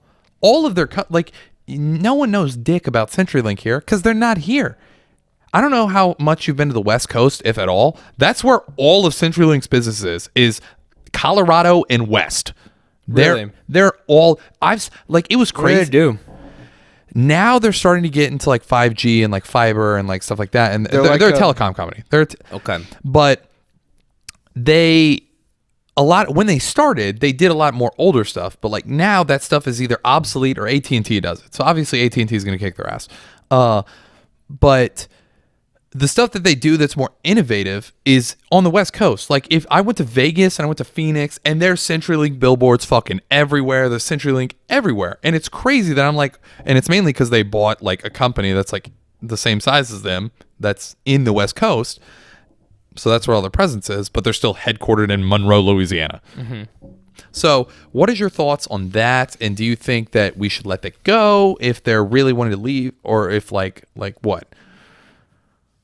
Well, if they're thinking about leaving, I think we should. Well, they were, but I mean, I like convincing them to stay. I think that's. I mean, as a governor, I think it's. Well, he did that. I mean, this is in the past. No, I mean, well, that's good. That's a good move. Then did it work? Did he convince them? Well, they're still here. Yeah. Well, then, props. I mean, there you go. But I don't know that's what I'm saying. Is I don't know the details of it. I don't know. Do you think based on the history of us that he might have hoard us out to keep him here? Yeah.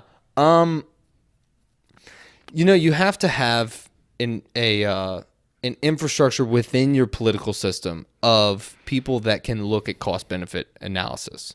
You have to have people that can sit down, and they're working for the government. They work for usually the legislators. It'll be like the House committee has they have offices of people that do stuff like this, where they look at a certain policy and they produce reports for politicians to use on whether or not it's a good idea. Mm-hmm. And I think it's important for that sort of thing to know whether or not you're whoring us out and you're giving away more than is worth.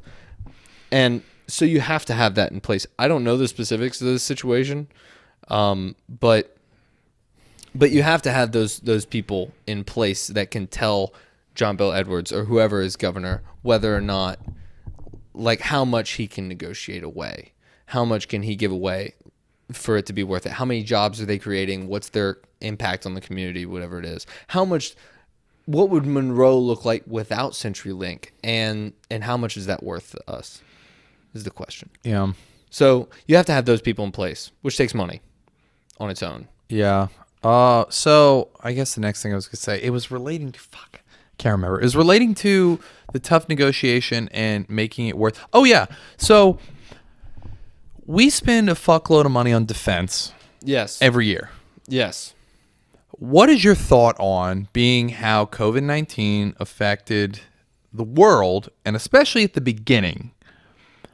What is your thoughts on having and this is a way that is a reasonable way of making America first and like prioritizing this country, is you can't outsource everything, but doing some like I bet if you talk to some high up military people and you looked, I know one of my favorite things of talking with so international relations was the only like glimpse of actual political class I took, and my professor was a genius. You'd probably love talking to him about a bunch of shit like this. But one of the big things that he talked about was he was always just like, one of the big things was the military. One of the biggest defense or threats to our country is not actually whether it's Russia or China. It's actually the size of our debt. And it's like the fact that that's what led to the Romans' fall, is that they were spending so much money because they spread so far out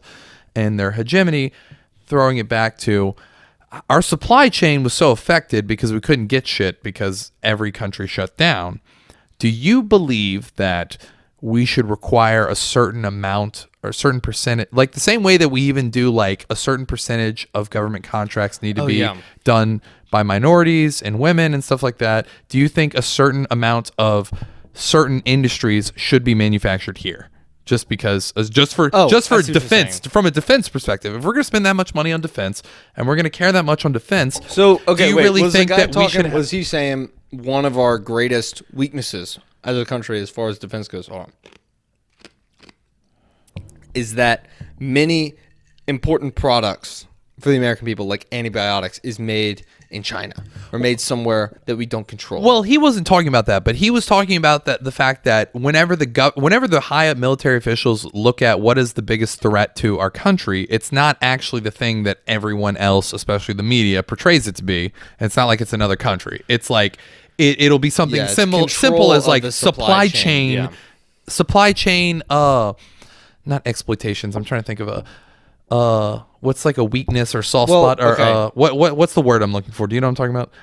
A supply chain, not weakness, but there's another word, but I'm trying to think of. But anyway, yes, there's a weakness in our supply chain of the fact that we rely too much. The best example for this is the semiconductor situation, where we used to make a whole bunch of them, and then I don't know what happened, but they started being produced in other countries for cheaper labor.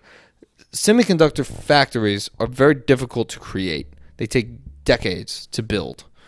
And they have to be like super clean, and they need very expensive equipment and all that stuff. And so whenever COVID hit, I forgot how it all worked out, but basically there's a very big shortage of semiconductors right now. There still is.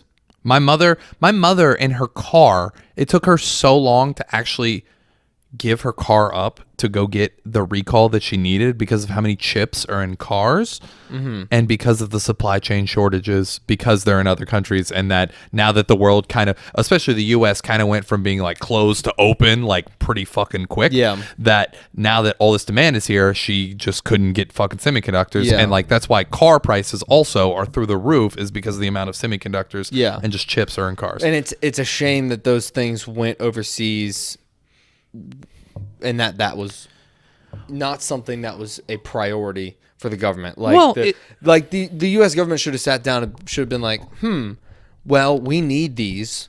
Why are we letting all of this?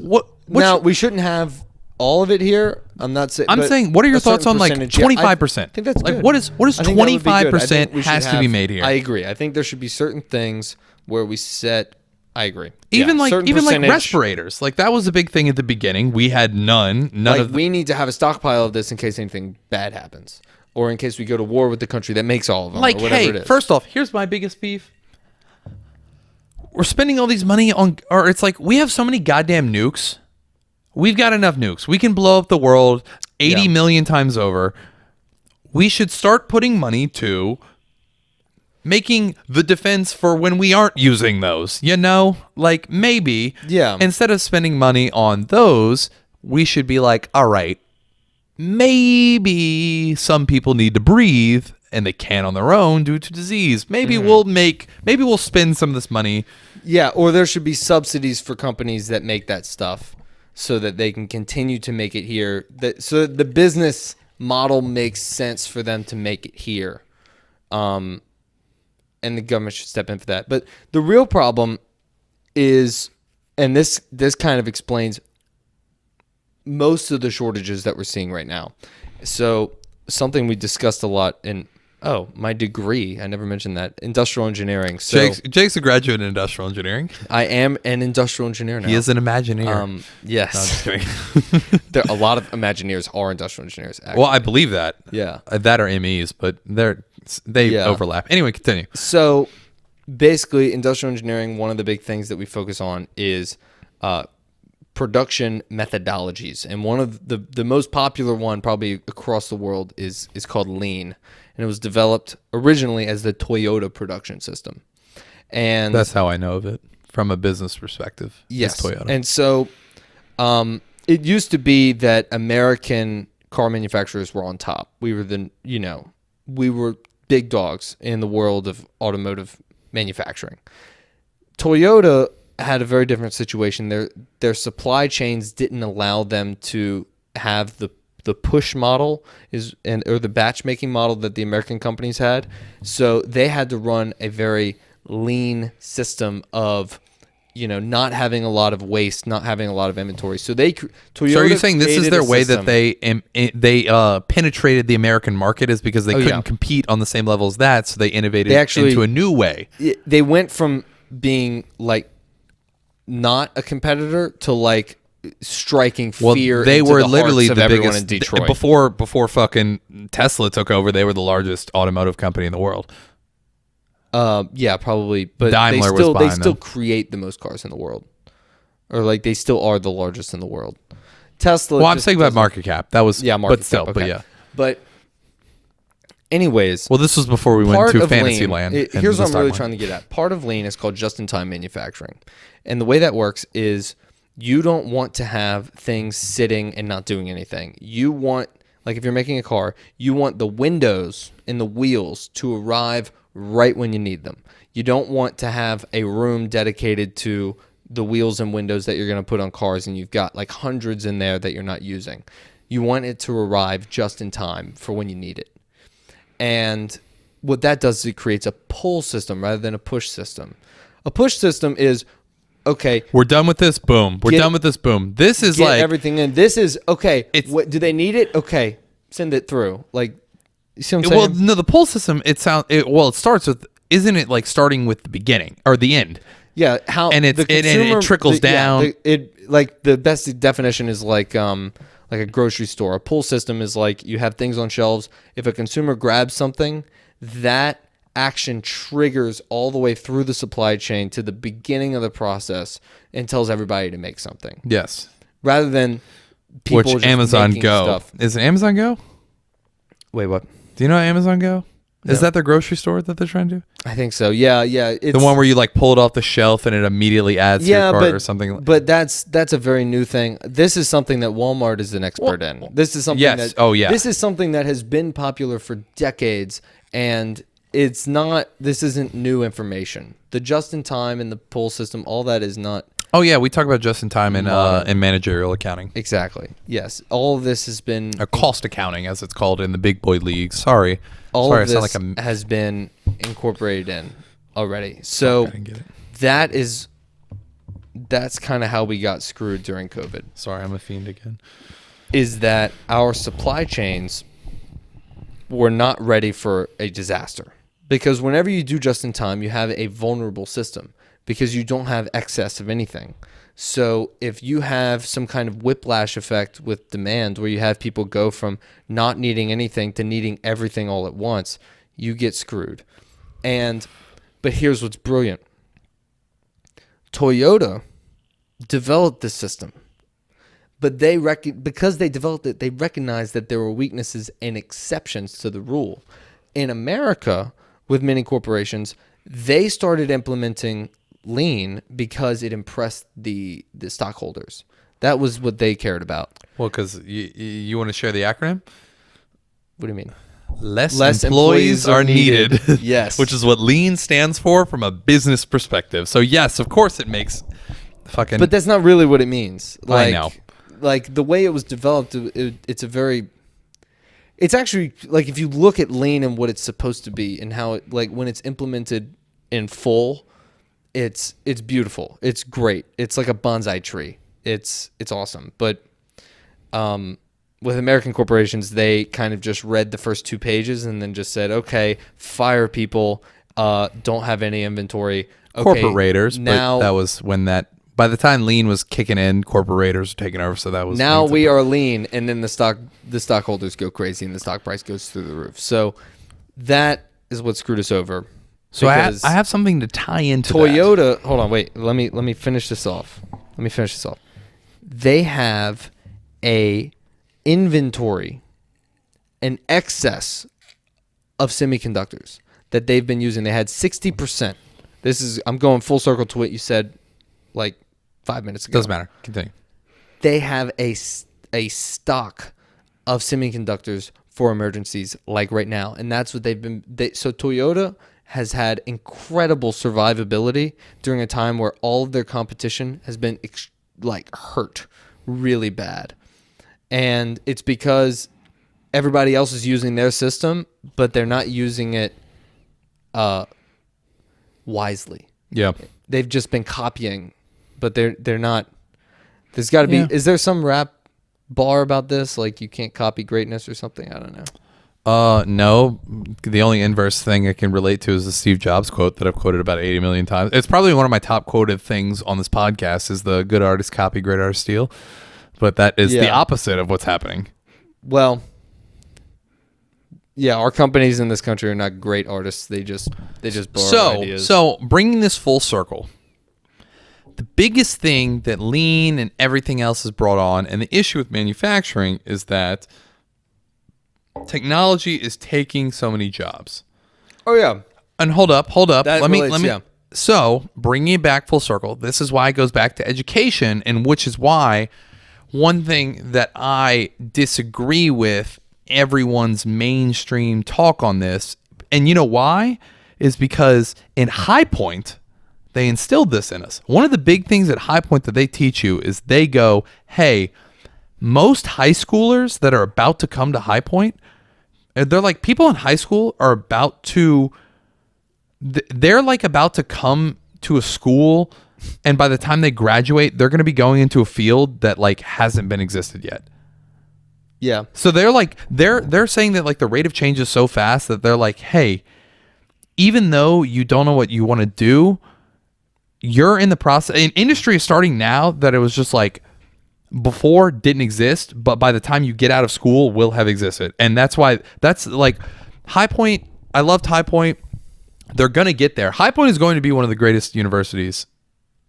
Well, depending on who takes over after the president, because the president is leading in the right direction, but he's old. So I don't know how long that can keep going. But their whole thing is preparing you for the future. They're maybe arguably one of the most innovative universities that aren't in like the top 20 universities. That's great. I like that. But and they don't even have engineering school yet. I don't like that. Lame. Well, they're small. They have grown 20 times. They have, no joke, have 10x in the past like decade. That's awesome. So Glad. because they took advantage. They were like, they fundraised the fuck out of, like, during the 2008 crisis. They actually, when building costs were so cheap because real estate fucking cratered, they built all of their buildings and they bought so much land and they literally 5 times their campus. Yeah. Anyway. So with the high schoolers. Anyway, throwing it back is, so that's my thing, is where it goes back to education, is that even though I'm not, because things are becoming more technical, even though a lot of the lower skilled jobs are going away, we're going to need more engineers. We're always going, for the way technology is going, we're going to need more engineers. So you're actually going to get more higher paying jobs, I think. And we're going to, and it's, even though one industry is getting cannibalized, another industry is going to come out of it. Like, even think about this. Think about how much people are making money from crypto, and think about how long ago it was. And think about, it wasn't that long ago before crypto wasn't a thing. But you need people that can figure out what. And that goes back to education. That you need to make sure you educate your people correctly, because those jobs are there. You just need to get them there. And that's why it goes back to the fact that I think education is the number one root cause of every problem in this country. What, lack of education? Well, yeah, that's what I mean. Yeah. It's or just education in general. Lack of education. Yeah. Education could be better.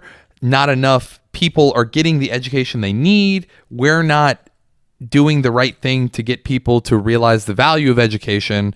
All of those. I think you said this kind of at the beginning. You said, or maybe it was before we even started recording, but you said, what is Louisiana going to do 100 years from now? Because like I said before, our number one industry is manufacturing. That is our number one, per GDP, that is our number one thing in Louisiana. Tourism and all that is 7th.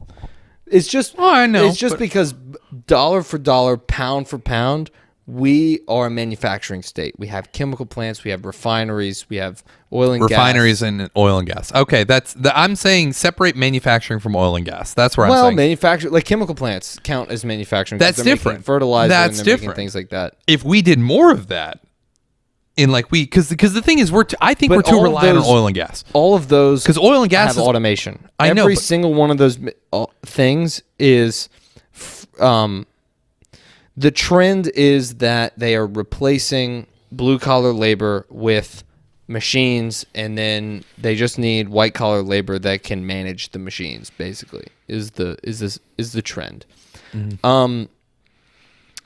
And so what are our people going to do? Is the question. Are we going to be tech? Are we going to have more programmers? Are we going to are we going to have more finance? I don't know. It's a difficult question. What are our people going to do? I don't know. But we do know that we need education. We know that we need people to be able to do what machines can't. Because over the past 30, 40 years, I mean, you look at what people without, a male without a high school degree, the amount that they could make 50 years ago compared to now, it's a destruction of that. Well, hey, let me get into this. Of people. He might kill me for this, but I'm just going to say, touching on that. But it's automation. It's not trade necessarily. Touching on that. Or taxes. Definitely not taxes. So Colin's grandfather, I'm pretty sure did not finish high school. Yeah. And he rose up to the ranks to being executive VP of a public engineering company that I don't know if they're based here, but they do heavy here. He was even tapped whenever they kicked the CEO out. He was tapped to be CEO, and he was kind of just like, fuck that, I'm retiring. Because he was like, I don't want to deal with the board. But still, the fact that... Could that happen today? Well, here's the thing. Well, first off, you're right. It won't, because here's the thing Unfortunately. Here's the thing that Colin's mom has told me in my struggles with I fucking hate school and all of that, is the fact that he had an uphill battle his entire time, but he still made it to where he did. Yeah. So it's really just in the we're using the buzzword of Catholic High here, grit. He had the grit to make it there. Anyway, it's a Joe Burrow word as well. No, but but yeah, no, I mean, throwing it back to then, somebody could go from, if they really wanted to, they could go from not having that experience or that education to they worked their way up. And I mean, I'll tell you this off air, and you'll be blown away. But that's pretty serious. Like going from and it's great. And they're a public company. They're multi-billion-dollar public company. Like they're not a small public company. But with these days, to do something like that, you need almost a graduate school degree. Yeah, but here's the thing. To be in a position to rise through the ranks like that. Here's my other thing that kind of sucks is, or not sucks, but so actually I'm going to dox him here because he also fucked me over on this, but so I had conversation with Dr. Eldringhoff, who he was our disciplinarian at our last year in high school. Not for all of high school, but yeah. But he was also my philosophy teacher.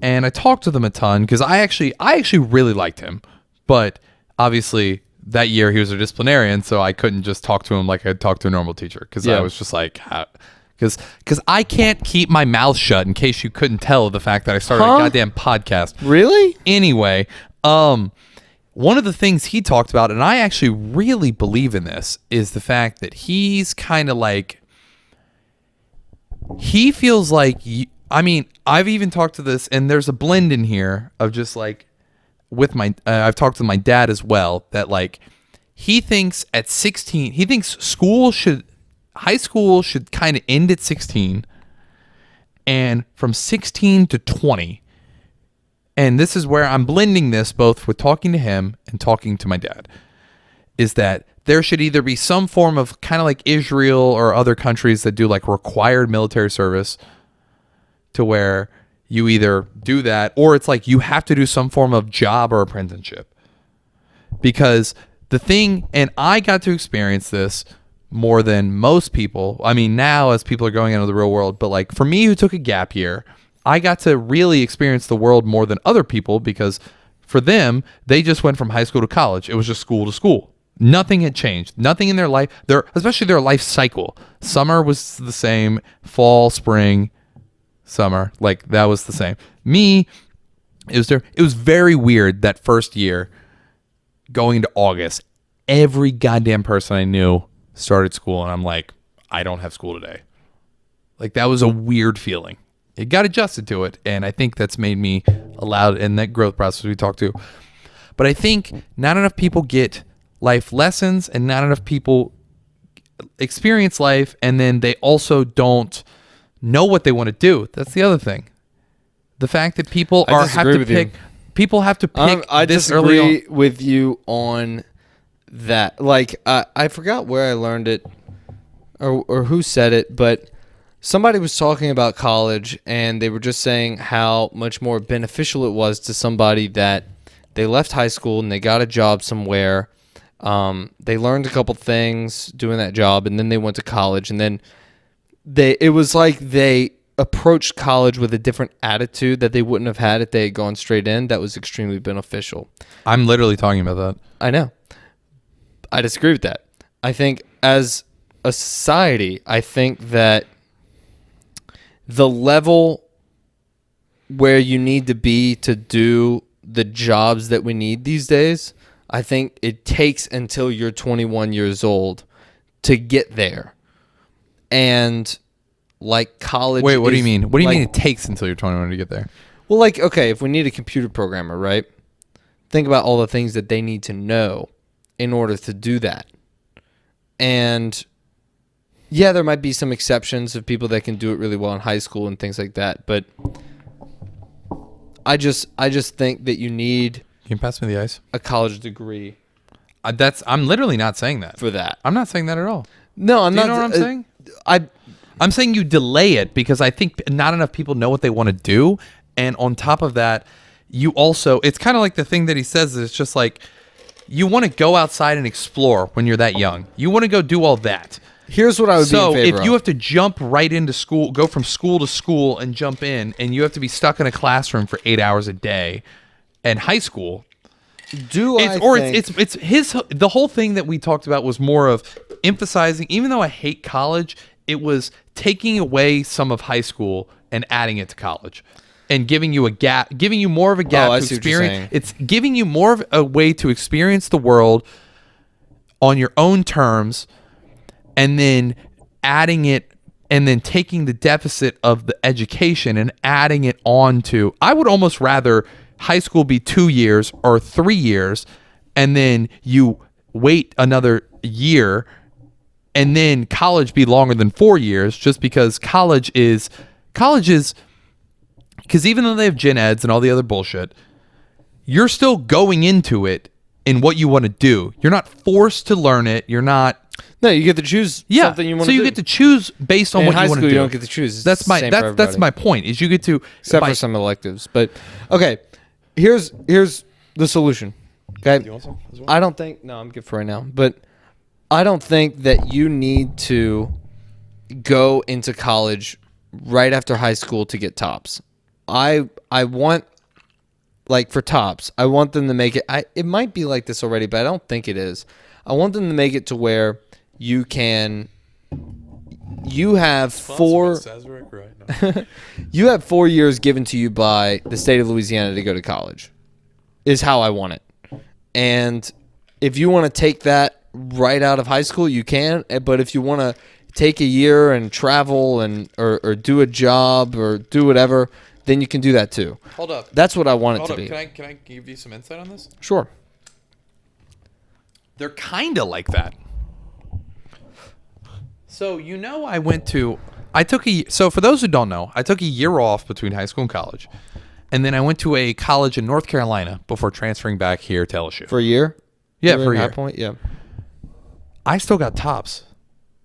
Love that. From what I've heard, that's almost unheard of. I mean, I only got 3 years, but to be fair, I already did a year of college. That's the only reason. Here, pass that over here. But the... So yeah, if you the thing with tops is if you don't go to a school that's in here to start, and then you come here, you can get it.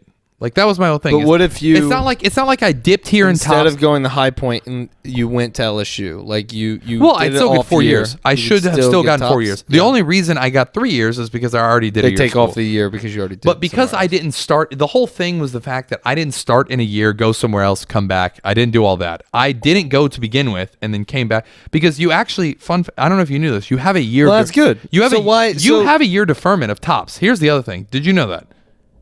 You can defer tops for a year. How can you defer it 2 years? No, that's the issue. So that's what you get. You get. But you can you get a year. A year. Hey, a year can either be or a lot of time. Well, yeah, but I mean, why only defer it for a year? Why not defer it for 5, 6? I mean, it's not like the state's losing money on that deferment time. They're still gonna have to pay for college no matter what. Like, I think if you meet the requirements and you apply and you actually write an application and they review that, I think you should get it. Yeah, I think so too. I think that would allow people to do what you're talking about, which is but really what you're talking about isn't a systematic problem so much as it is a cultural problem. It's in our culture to finish high school and go straight to college. Well, that's in every culture. But almost, I mean, even in Europe, I mean, in so what Asia. Are you saying with the whole taking time off and then going to college to get other experiences, because the world, I mean, think about it. But that's not like a policy that needs to be changed. That's more of like that should be a policy to be changed. Well, what's well, I mean, not with college, but I mean, even high school, because if you can't get into college until you're 18, but high school ends at 16, you have 2 years to just fill shit. Oh, so you want to make it like part of the system that people, like, everybody takes that time off. Yeah, whether it's start college until they're 18. Hear me out. But they're gonna finish high school when they're 16. Well, do you also see why I say the required military service? Unlike other countries, we have bases all over the world. You don't have. I mean, you might be here, but you might be in a different country. I don't know. I think if somebody wants to just go through school all at once rather than having to take time off, they should be able to do that. Rather than making it part of our system that there is some time off. Well, also think about that. If you spend that time working, but it should be allowed if they want to. You hone the skill. Well, actually, here's the other thing. I think we should have a system in place to promote those who are motivated. Like, that's my biggest thing. That I'm like, hey, even people who finish college early, if they want to speed through things, even in the semester, one of the things I loved about High Point that they don't do as much at LSU is the fact that a lot of my professors would just be like, hey, every assignment is open on day 1 of the class. So you can just I had a management class that week 1 of the semester, I finished everything. So that was the most engaged I've ever been in a class, because it was not only a discussion class, but I went into every class and I was like, oh, I don't have to worry about the homework. I don't have to do this. I'm like, I'm focused on this class, and then I leave this class, and then I don't have to worry about the shit until the test. And all I had to worry about was the test. So I was able to knock everything out week 1 and then just be like, okay, I have the rest of the semester to where I'm actually engaged in class. And I mean, that's different because I also went from that class was 15 people, 20 people, going to LSU where classes were a couple hundred people. So yeah, but. So I know we don't have much time left. What do you mean we don't have much time left?